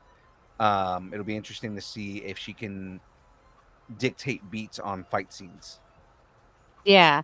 Well, I mean, it would be interesting because obviously she would hire a fight choreographer and, Right. like a whole fight team. So they would probably come up with the fights, and she would just have to know how to frame them Right. so that she got the best out of it. Yeah. I just think it would be interesting to have another female director. I will say Because, we should move on. This is the quick bites. oh yeah, sorry. We got okay. lost. We got lost in the weeds. It's okay. So let's Why am go I ahead. the one keeping us on track? Hold on. Yeah, no. So let's go ahead and continue on here, guys. This is some news that again I've been kind of following a little bit closely. So now the Predator knows how it feels to be in every horror movie ever. Predator Badlands is flipping the franchise on its head. This time, the hunter is the hunted. Instead of following humans trying to survive, the story centers on Deck. I've never been able to say their race's name. Yautja, Is it right? Yautja Yeah, I or think that's Yautja? it. Yeah, I want to say it's a Outcast. Yautja outcast, who's on the run from his own kind. Director Dan Trachtenberg describes the film as an inversion of the usual Predator formula, where Deck must prove himself while being relentlessly pursued. Deck, played by Demetrius Schuster Matanagi? Yeah. Korla You got Matanagi? I think you uh-huh. Koloa Matanagi, yeah. Yeah. We're just Teams gonna up- go with it. Yeah, teams up with Ty, synthetic android played by Elle Fanning, who appears to be a creation of Weyland-Yutani, linking the film to the Alien universe. Together, they set out to find a ultimate adversary, all while the Predators hunt Deck down like prey. Trachtenberg, who previously directed Prey and Predator Killer of Killers, is breaking new ground with Badlands. The film is set to be on a remote planet and explores predator culture, complete with fully developed predator language created by the linguist behind Avatar's Navi. With a November 7th, 2025 release date, Badlands is shaping up to be a bold new direction for the franchise. Are you guys, because I'm excited for this, are you guys excited to see a predator fight for survival instead of being the unstoppable force? Sounds cool. Sounds cool. Yeah, That's it. I Okay, I'm excited. knew that would be. Where I'm excited about this is not only are you getting kind of the inverse, you're getting that predator kind of being hunted because they're supposed to be the ultimate predators in the universe. So to see one that's kind of on the defense is very different, right? Even when in all the movies, when the hunted is reversing the table on the predator, they usually are still kind of like dominant. They're still the ones that are in control, and then the last minute thing happens and they just nuke whatever's happening, right? So it's like, Right. It's you've never seen a situation where you have a predator that doesn't have all the weaponry, doesn't have all the things that it normally has in any of these movies, and is being hunted by other predators. It's such a good kind of idea. The other thing that excites me about this is we have never heard their spoken language. Right? Oh, yeah, we haven't. I'm I always forgot excited all about conlings, that. So, yeah, I am always excited about conlings. So, yeah, because that's the other thing is with the predators on this. We tend to hear like the clicking, and we hear like all the when they're mad they have the scream, like that blood curdling scream they have, but we've never actually heard them speak to other predators. Now we've gotten closer in some of the newer movies. We see more predators and kind of them looking at each other, and Dude, kind of I watched the first one when it came out. I don't remember. But that's where I'm kind of giving you guys the update. Like, in some of the newer movies, you have them where they'll look at each other and they'll kind of they'll look at each other and they kind of Sir Predator. Yeah, and they'll Sir kind of Predator behind you. have an idea of like what's going on. No, there's like a buzzing. Oh. But then like we've never actually had them speak. And that's kind of like what I'm excited about. You know what I mean? Yeah, I gotcha. No, I think it's cool. Again, I'm here for any new conlings. So, and it sounds like it'll be interesting since there is kind of a clicking and whatever. It might be much more alien than right than I even like, the Navi. I do like that. They have an actual linguist coming in and creating this language, so it's kind of cool. Yeah. So no, I'm always there. I probably know who that is. Hold on. Well, let's for now. Yeah. Let's go ahead and move on here to the next story. Creepy babies. Hey. Back. God, creepy baby. Creepy Babies Boo just scored a new studio. Blumhouse is officially stepping into the Saw franchise, acquiring Twisted Pictures' share of the rights. This marks a major shift for the long-running horror series, especially since it brings James Wan back into the fold, the director who launched the franchise with the original Saw in 2004. At the moment, no new Saw film is officially in development, but this shakeup makes it inevitable that more Jigsaw mayhem is coming. The stalled Saw 11 project, once slated for September 2025, was shelved due to creative disagreements between Lionsgate and producers, despite Saw 10 pulling in $112 million globally. Blumhouse involvement means we might see a more grounded psychological horror approach, much like what they did with The Invisible Man, or who knows, maybe Jigsaw's traps get an extra layer of existential dread. We don't know.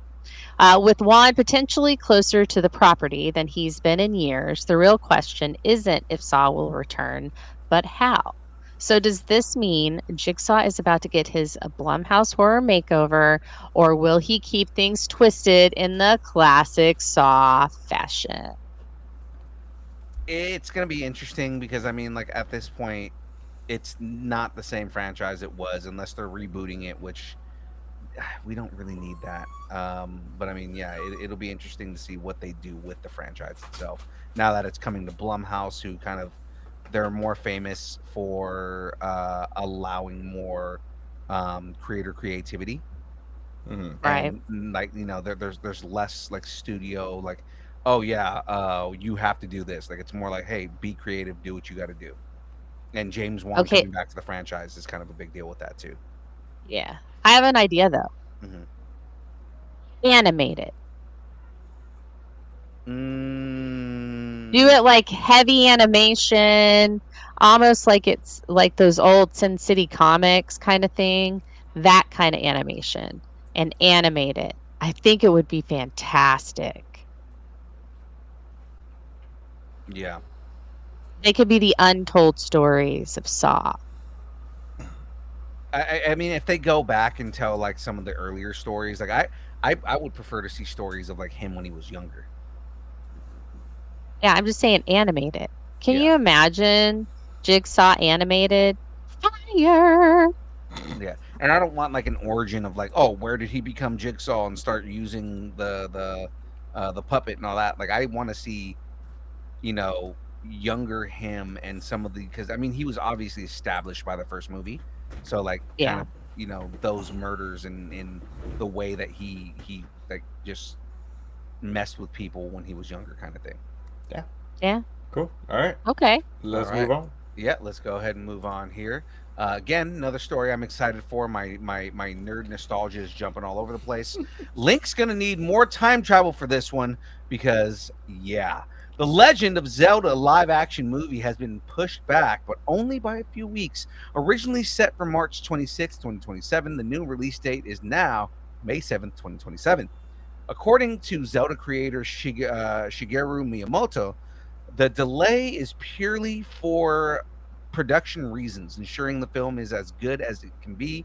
Given how long fans have waited for this adaptation, a few extra weeks might be worth it. Director Wes Ball from Kingdom of the Planet of the Apes has promised to go to the ends of the earth to make this movie live up to its expectations. He's aiming for a live-action Miyazaki feel, something whimsical yet serious and immersive.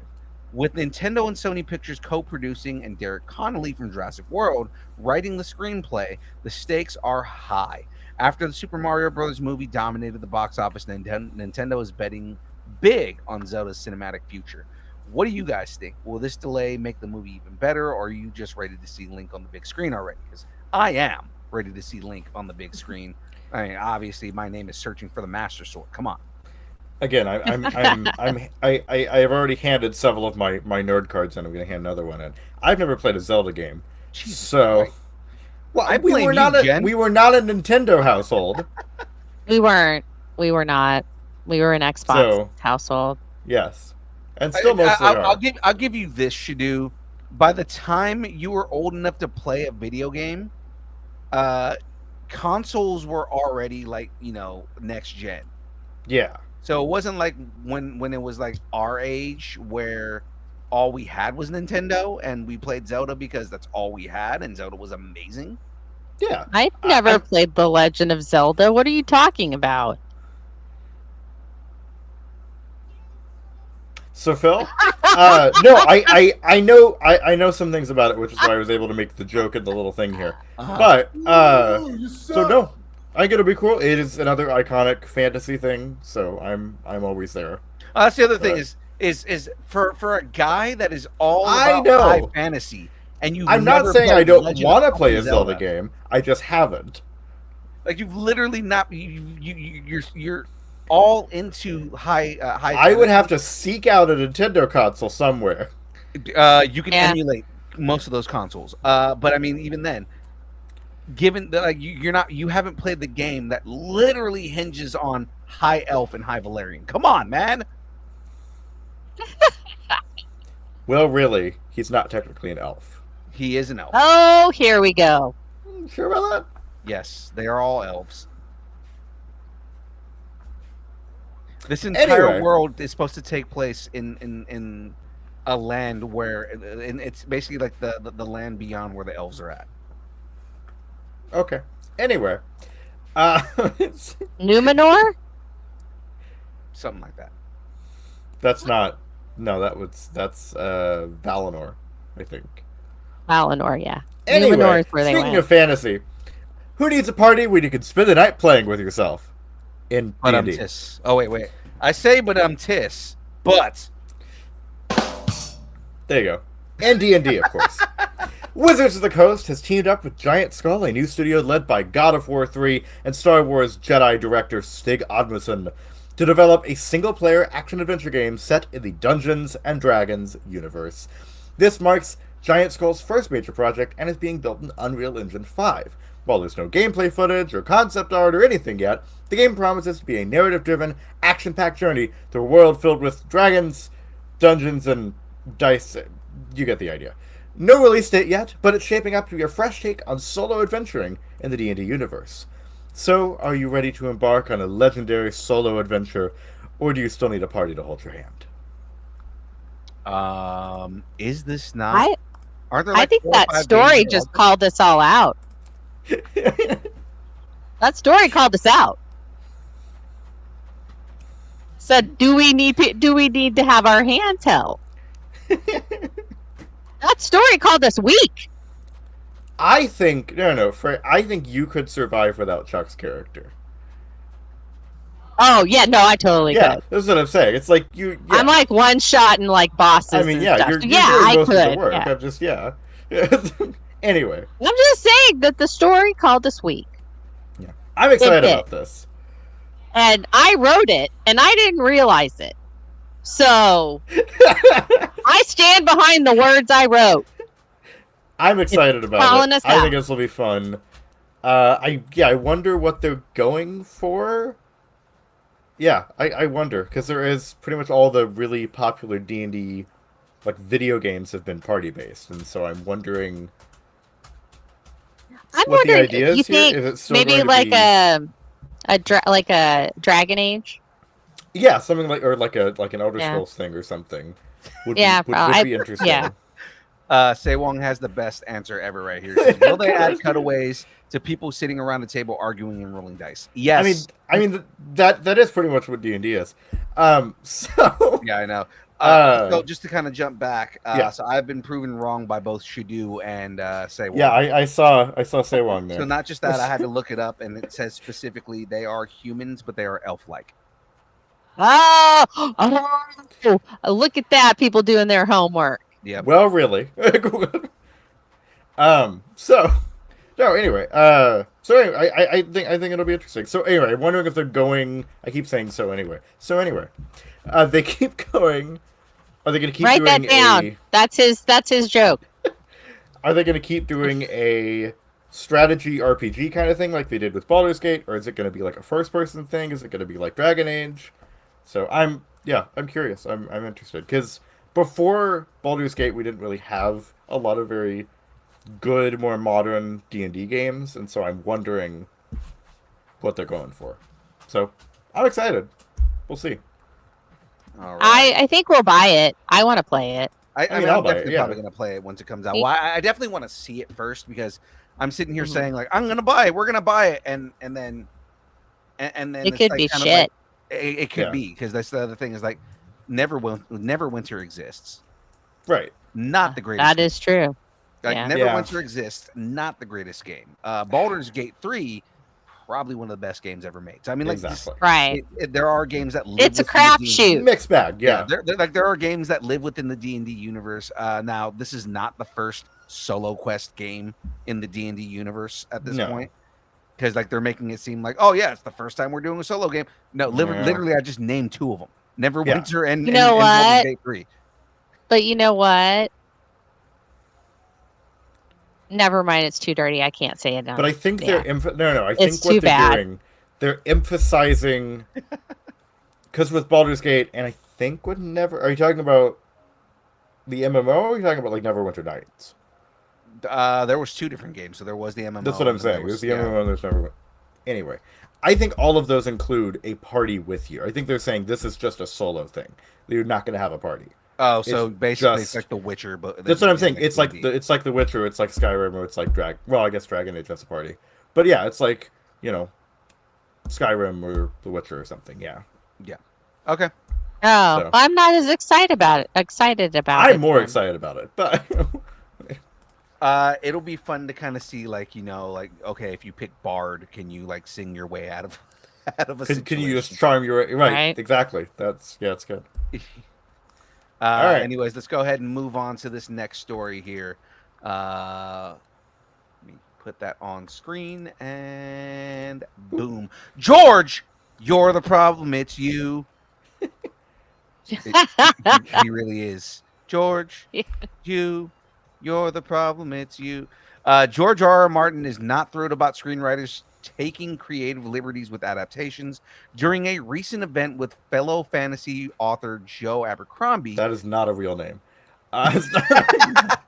Joe Abercrombie and his buddy Mike Fitch, Martin voiced his frustration, saying that while nobody got that joke, saying that I got while film and TV are inherently collaborative, the real challenge comes from writers adapting his work and making it their own.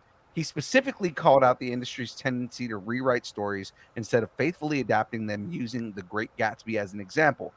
I don't want anyone to make The Great Gatsby their own. I have some thoughts about that. Martin has previously expressed concerns about HBO's House of the Dragon deviating from his book Fire and Blood, warning that bigger changes could be coming in season 3 and 4.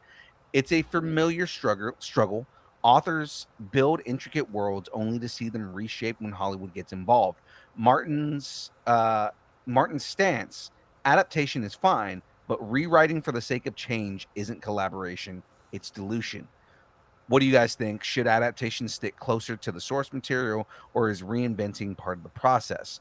I also have thoughts on this. Yeah. That's why it's in the download. 'cause Exactly. it's Yes. a These are the big two stories we're thoughty gonna thought have. thing. So, Right. Shadu, give us your thoughts. Okay. Well, first of all, the Leonardo DiCaprio Great Gatsby movie, which I assume he's talking about, it's pretty good actually, and I read the book first.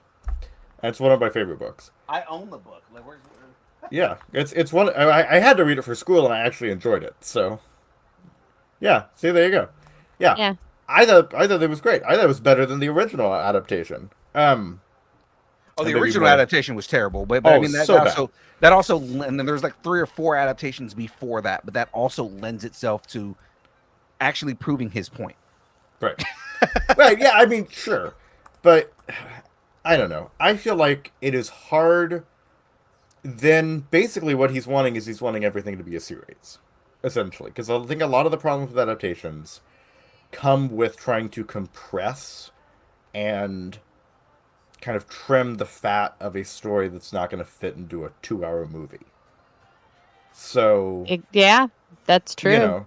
I was saying, I mean, yeah, I mean, we were talking about Harry Potter, that's the same kind of situation where you have, yeah, again, it's like there's so much stuff from the book they weren't able to put in there because it was a movie, it wasn't a series, it was whatever. So that too, but also George, which is why the intro is George, you're the problem, it's you.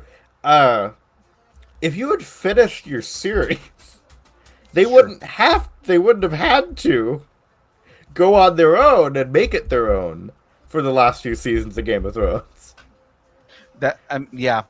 Part of the, I mean, there's multiple things going on there, because like, yeah, as they're pushing for the series to get done, he's still involved in it. It's stopping him from finishing the book itself now. Yeah, also, and I'm not saying that. I'm just saying that there's an argument there. Yeah, I don't know. That is, I see his point as an author, as a writer. I understand where he's going, but I'm also a filmmaker. I understand what's going on here. It's a hard thing to do, and I don't envy anyone trying to do it.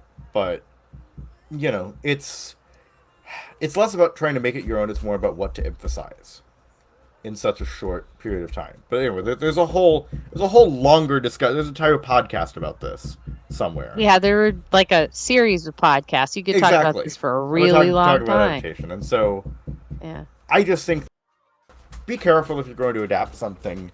But we also need more, just in general, we need more original stories that are not necessarily from, oh, this is from a book. Oh, we're remaking this thing for the 50,000th time. It's like, no, make your own stories. So. No, so I agree. Now here's my take, because I mostly agree, and for years I've agreed with kind of this take that George R.R. Martin has. There's a reason that people enjoy the book or the comic book or whatever it is that they're adapting, right? My issue with what Hollywood does is they go and take something that people already love and then go and completely change it, because it's like, well, this is what I would do if it were what I wanted to do. Right. That's not really. Yeah. My examples here, X-Men is a perfect example. Oh yeah. Because I've always looked at the X-Men movies as, okay, here is a series of movies that really just are movies about mutants that kind of share the names of characters from the comic books, because they never really, look at the way that they did the Phoenix. Is like, oh, we want to focus on this, so we're going to change every aspect about this character. Another example of something that they did not need to do that they decided to do because they wanted to make more money, Warner Brothers, when they made the fucking Hobbit movies. Yeah. Okay. That was the opposite. They needed to create more shit because they wanted to stretch out a movie's worth, or maybe two movies, something that could have been two movies, or, technically everything could have fit into one movie. They wanted to stretch it out into 3 movies, into a trilogy, because they wanted to get as much money as they could out of it. And it ended up not being good because there were things that they changed in that from the book to the movies that didn't need to happen. Yeah. Azog was not he was not the character that in the movies that he was in the books. Yeah. And honestly, they didn't need to change it. They could have went off the source material, probably would have made better movies out of them. And you maybe could have gotten, you probably could have stretched 2 movies out of it, adding in like the ties to Lord of the Rings because they wanted to do that. But at the same time, again, the whole Legolas story doesn't exist in the book. No. Right. And as I've said before, The Hobbit is my favorite Lord of the Rings book. Right. And I have not watched the movies yet because I'm like, no, I don't want to see it ruined. The thing is that you do get a little bit of expansion stuff. Like they do take a little bit from Silmarillion and put it in there. So there's like a couple things where it's good, but they also do add in a whole bunch of shit that is just unnecessary. So I mean, like it's things, and a lot of it was Peter Jackson like trying to find ways to stretch the movies out because Warner Brothers was like, no, we don't want to do one movie. This needs to be a trilogy. Right, and that's hot take. But I feel like with books, and I don't know this for certain. I'm sure people write books for different reasons, but I feel like with a book, there's not as much of a financial incentive. Whereas with a movie, there's a lot of pressure to be like, we gotta make a bunch of money on this. We gotta, milk as much as we can out of this. But the thing is I understand that, but if you're trying to get the most money out of it, why alienate the people who made it popular in the first place? Because they don't know what they're doing. But that's what I'm saying. That's my issue with Hollywood. I agree. I agree then. Yes, I completely agree. I was adding it, and that's what George R.R. Martin is complaining about, is you don't need to take a property that people already enjoy and that has already been massively successful in the way that it is and completely change everything about it because some executive at Hollywood was like, I think this would be better. No. Yeah, no, that's bullshit. Yeah, your fucking ideas are not helping anybody. Yeah. They're helping your own ego in order to make something that you want to make. But it's like at the same time, you don't need to change what was already done. You know what I And mean? that's Like, sorry. That's what I was trying. That's kind of what I was trying to say. It's like, make your own original thing. If you want to do something, go off and do it. right. You don't Now- need to. You don't need to slap, fucking Starship Troopers on it or something. Right. Like, I mean, that's a bad example. But No. you know, That yeah. has been done. That's what I'm saying. Yeah. Like you Yeah. or Hellraiser, like where you Right. like okay, or what's the Oh, series boy. that's doing it right now? Wheel of Time? Sure, to a certain degree. No. That's the only one that's happened, and they did veer off quite. They a did bit. veer Right. off. Right. Well, But where you weren't talking about that. You were talking about Hellboy, weren't you? No, Hellraiser. Oh, okay. Because the Hellraiser series, like people will, they would make movies and then they would say, "Oh, you know how we can milk this and make it into like a bigger franchise? Let's just tack on a scene with Pinhead in it, and we're gonna call this a Hellraiser movie." And the entire movie had nothing had anything to do with Cloverfield Cloverfield is doing that right now too, where it's just Oh, a okay. random movie Right. that has nothing to do with the original premise of the first movie. But they're just tacking on Cloverfield and saying, "Oh no, but it's part of the universe," right? Hmm. Those kind of things. Like you don't need to do that shit. Like make it its own thing. That movie in itself, like Cloverfield, whatever the second movie, that movie was good on its own. Did not need to be part of the Cloverfield universe of Right. fucking shit, right? Like it's. I agree with make your own thing and make that its own property. You don't need Definitely. to attach it to another property to make more money. Now, my exception to this rule is the way Marvel is handling things. Because the way Marvel is handling their movies is they are essentially treating it as, hey, this is a new or it's almost like this could be its own comic series. Like these movies Yeah. are their own comic universe. Like this could be written as Yeah. its own comic rebranding, and that universe lives contained in itself, where you're updating origin stories, you're updating the story, so then that way it's more appealing to a modern audience. Yeah. And I'm It's okay like with that. Elseworlds, Yeah, is. well, exactly, because they're not changing the core of the characters. Mm-hmm. right? Right. And when I do complain about Marvel, it's when they deviate from what the core character is. Right. And I think Right. that's comic books are almost a different situation But I mean, like, in a way because they lend themselves to that kind of right. thing. But Yeah. like, it's the same thing with movies, where a lot of times in these movies, you are changing the core character or what people love about it in order to, like, what they think they're doing is trying to appeal to a broader audience when they're not. Star Yeah. Wars is a good example of that. They tried to appeal to a broader audience, and it fucking failed. Yeah. Yeah. The concept of it failed. Like, Right. I just want to say one thing. Please. I'm sorry, we haven't let you talk. George is being a whiny little bitch because Yep. he's had a couple of bad experiences. I would say for the most part, most people know what they're doing, like actually love the source material to a point where they want to do it justice within the means of what they have available.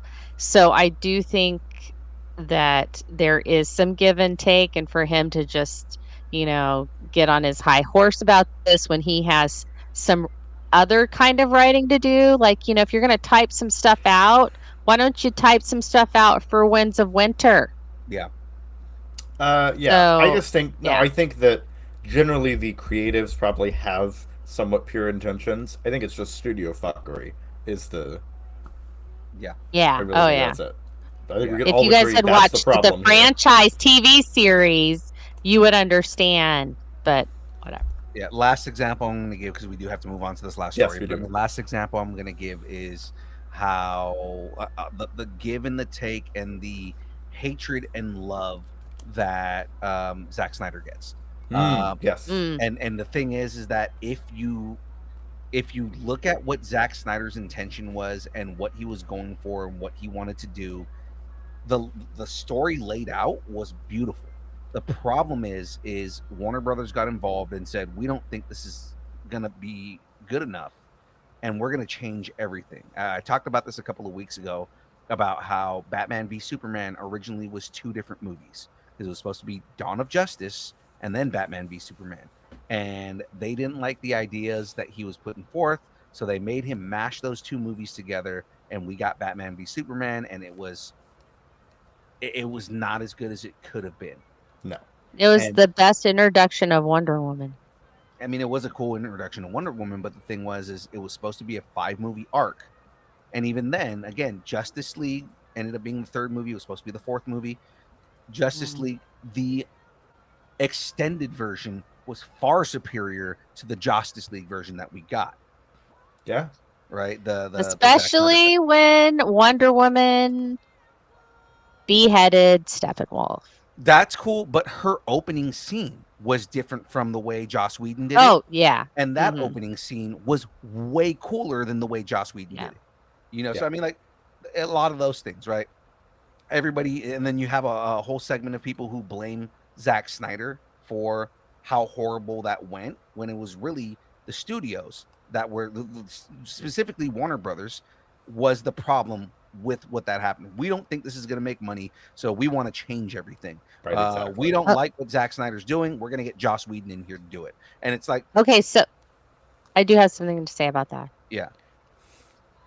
But I didn't like Zack Snyder's take on the characters, so there. The only one I really liked was Wonder Woman. I thought that was a really great thing, and I feel like he didn't have hardly anything to do with it. And Aquaman. That was it. I mean, I liked all of the movies. They were fine. I didn't like his versions of Superman or Batman, although I do think that Ben Affleck did a really amazing job playing that Batman. I didn't see his vision for that. But and again, we didn't get it imploded. So we didn't get the full vision though, because what ended up happening was Warner Brothers stepped in and changed a bunch of shit from the beginning. Like, again, where everything went off the rails 100% was Batman v Superman, and that was supposed to be 2 different movies that had a lot more character development in it that they took away. Right. So yeah, exactly. He never got a chance. Really. He didn't get a chance, because from the beginning Warner Brothers was changing things and messing with things, and they've been doing that, because again, the Batgirl movie got destroyed. Oh yeah. Before we even watch it. You know, Warner Brothers is the problem. Yep. Again, there is blame for all, and that is the moral of the story. The Warner Brothers is the problem. So we're going to jump into another story that is also going to grind my gears here. So, yep. Let's get into this next story here. Let's get ready to rumble. No, you know what really grinds my gear? Right. You know what really grinds my gears? All right, go ahead. Heartbreak feels good in a place like this. AMC Theaters is adding more ads before movies start. Beginning July 1st, the new Platinum Spot ad will play right before the film begins, ensuring audiences won't miss it. AMC was initially reluctant to adopt this model, but with Regal and Cinemark already doing it for years, they've decided to follow suit. The move is aimed at generating vital revenue, especially after the pandemic's impact on the industry. While AMC argues that this won't affect attendance, moviegoers might feel differently. The company already acknowledges that movies don't start at their listed showtime, with about 20 minutes of pre-show material before the feature begins. Now that pre-show is getting even longer. On the bright side, AMC is bringing back Discount Wednesdays, which could help draw audiences back. But will more ads push people to skip the theater altogether? So what do you guys think? Does this make the moviegoer experience better or worse, or somehow? I, for some reason, feel like you have a lot of thoughts here. So, my thoughts on all of this is everything is going to ad driven, everything. The entire streaming industry is this now, and the whole point of cutting the wire and going to streaming services was, one, it was supposed to be cheaper, which it's not anymore. Two, it was to get away from ads, and now the only way you can afford it is if you get the ad versions of it. So now movies are starting to become that, where you went to the movies to watch a film and not have to deal with all the ads and shit that you deal with on TV. Well, now you got to deal with all that. Now you have to go to the theater, and now you have to deal with ads. And it's like, that is everything about about just the film industry is becoming that. And it is annoying as all fucking hell. Yeah. I agree. I'm Yeah. totally agreement with this. As do I. You already charge us ridiculous amounts for concessions. You already are raising prices on movies. So now, not only do I have to pay more just to go see a film that used to be something where that was cheap and easy to do, well, now it's expensive, and it's like you have to plan a whole entire night around that. Well, now I got to deal with all the fucking ads on top of that. So, okay, it's like Netflix, where I have to pay $27. I don't pay that tier, but I mean, like, you have to pay $27 for something that has HD, but also has to have ads in between stuff. Yeah. Now I don't pay that tier because I can't afford that tier anymore. But I mean, I remember when Netflix was $10 a month and you got everything.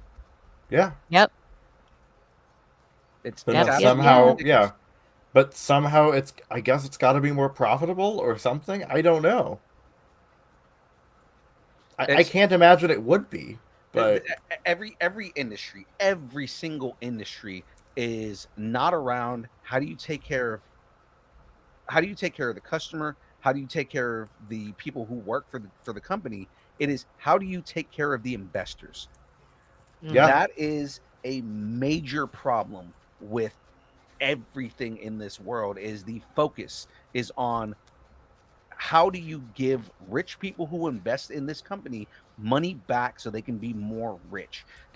I become more and more disillusioned by the world every day because of this stuff. It just, again, it really starts to get at my psyche. Yeah. When everything in the world is revolving around how do you make rich people more rich? Mm-hmm.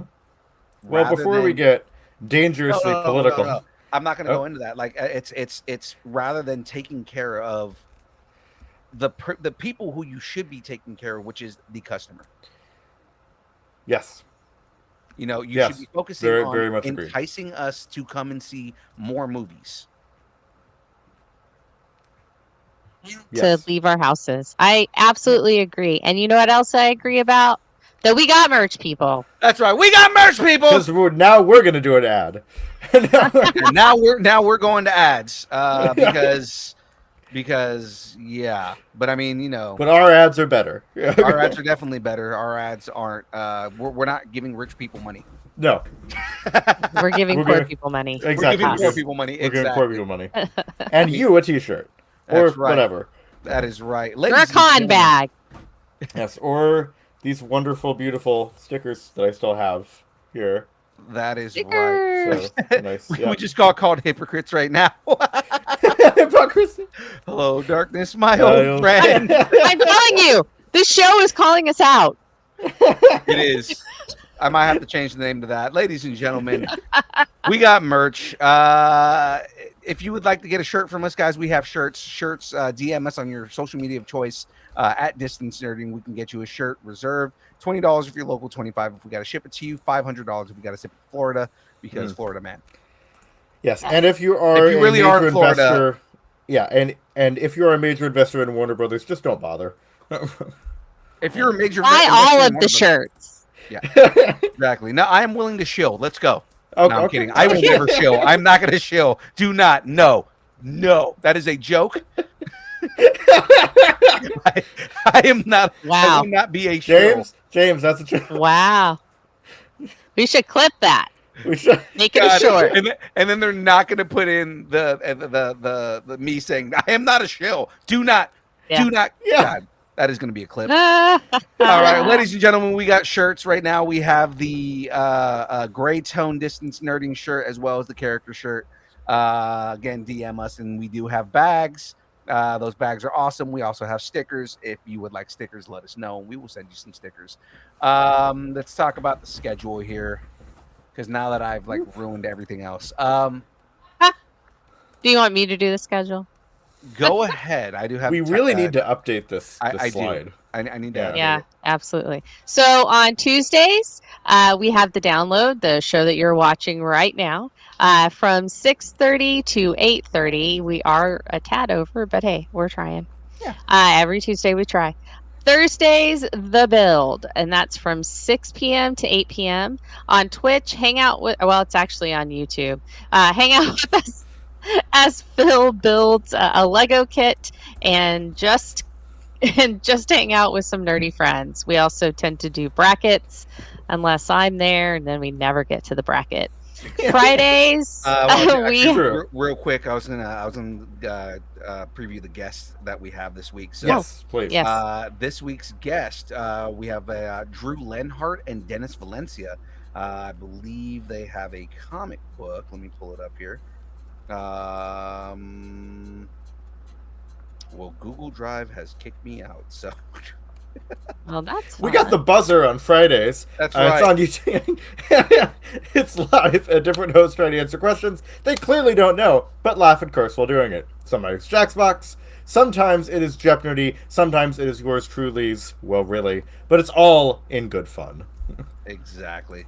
And of course, ladies and gentlemen, on Saturdays, we do, or at least I do game streams. So anybody who would like to hang out with me and see whatever game I'm playing or anything like that, I do that on TikTok and on Twitch. Actually, okay, so the book that we're reviewing is called Celestial Night. Ooh. Celestial Night. Oh, Like hey. night. I think it is that from the guys. I think that's the same guys that we did the karate. Bigfoot Knows Karate? Or... Yeah, and the other one. We've had two of them, but I thought I remember they were doing the Celestial Night was doing a crossover with one of the other characters. Well, I'll shoot you the link after the show, and we'll go over all that. So yeah, that right there. Cool. Say Wong said, "How dare you throw an ad in my face?" I'm telling you, this show is out to get us. Pocket ad. All right. Pocket ad. Oh man. So before we go over anything else on here, guys, I need your pluggables. It is time for the pluggables here. So Shadu, I'm gonna put you on screen because you're gonna cover both you and your mother. So let's go. All right. I am SHU Studios on YouTube and on Instagram. I currently do Elder Scrolls content, TTRPG videos. Mm-hmm. Oh, I can hear myself. It's weird. Lore from my fantasy world, my own original music, paranormal investigations, and so much more nerdy stuff. I'm also on Frey's channel. We have a little series called Classified. We take your favorite pop culture characters and place them into their respective D&D classes. There's also Journals of the Ancestors, where we go over the different races, ancestries, and or species that inhabit the worlds of the multiverse. I am also in the Distant Sorting Sphere. I'm on the download on Tuesdays, the very show you're watching right now, the build on Thursdays, and the buzzer on Fridays, and I'm allegedly on Kyber K Productions. Allegedly. All right, Jen, anything to add? I'm just a legend. That is true. DeLongs, please give everybody your pluggables one more time here, guys. I blanked for a second. Okay, find us on Instagram, Facebook, Threads, and YouTube under DeLong Fam Cosplay. We are going live tomorrow, Wednesday at 6 p.m. Pacific time. Awesome. Guys, sorry, I'm on the wrong page like usual. Hey, you guys want to support us? That's right. Ladies and gentlemen, if you would like to support us, the best way to do that is to head over to distancenerding.com. Head over to the top of the page. You'll see a big blue button right there that says Buy Us a Taco. That's right. You can join the taco party. Join the taco party. There it is. That's right, ladies and gentlemen. Join the taco party now. Again, this is a shameless ad plug, but it is the best way to support us. It is a way for us to continue independent media and make it so that we can continue to report on the things we do and to do more shows and do more appearances and give away more prizes because that's the way we give back, guys.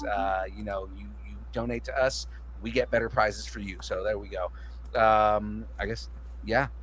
So, ladies and gentlemen, let's talk about all the other fun things that we got going on here. Have something you want to discuss? Tell us what you're nerding out on and connect with us on all the social media platforms on Instagram, Facebook, Twitter, still not calling it X, Twitch, TikTok, Threads, YouTube, Discord, Blue Sky, MySpace, Vine, GeoCities, Friendster, Second Life, AIM, Farmers Only, Christian Mingle, OnlyFans. It's only pictures of Aaron Watson's feet and Mandels the beard, Chamez's glasses, and get ready for the weird ASMR that Shadu is about to do right now. Shadu? Yeah, I don't have a joke for this. I was trying to think of it. Oh, please, no, please don't. No, you're ruining my bit. Yeah. You're ruining my bit. Oh, no, don't. Meow. You're gonna get uncomfortable ASMR. Oh God, that is gonna be the new way I do that from here moving forward. Is that Shadu's gonna do weird ASMR, and I'm just gonna go. Yeah. Give me the ASMR. Yeah, baby. I have a new pluggable script I'm kind of workshopping because I'm going to make some changes on my channel. And one of them is an ASMR joke, so we'll see. Oh, look at that. If you'd like us to break up with your boyfriend, girlfriend, significant other, pet, schoolyard bully, annoying neighbor, or just want to tell us how much you enjoy us, think we're fantastic, and just like our weird jokes, bathe in our effervescence. Yeah. Send us an email to distancenerding@aol.com. That's right, distancenerding@aol.com, and we'll read it live on air. And Phil might read it in one of his weird voices.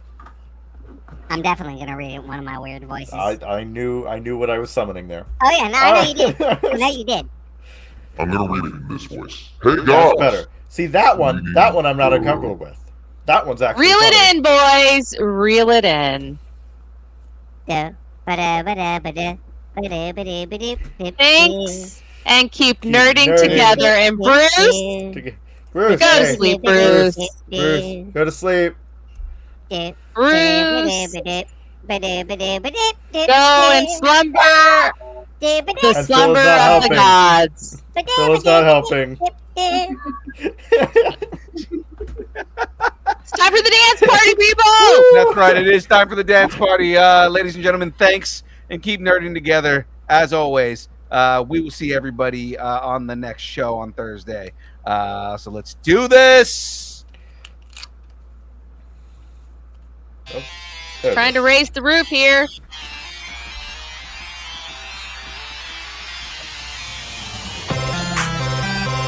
I got dice this time.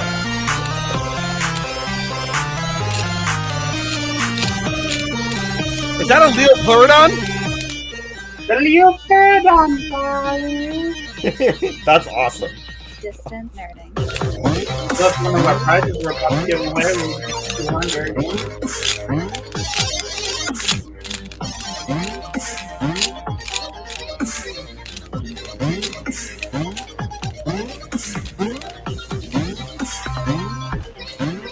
She likes to headbang. It's a hardcore baby. Did you take some baby syndrome?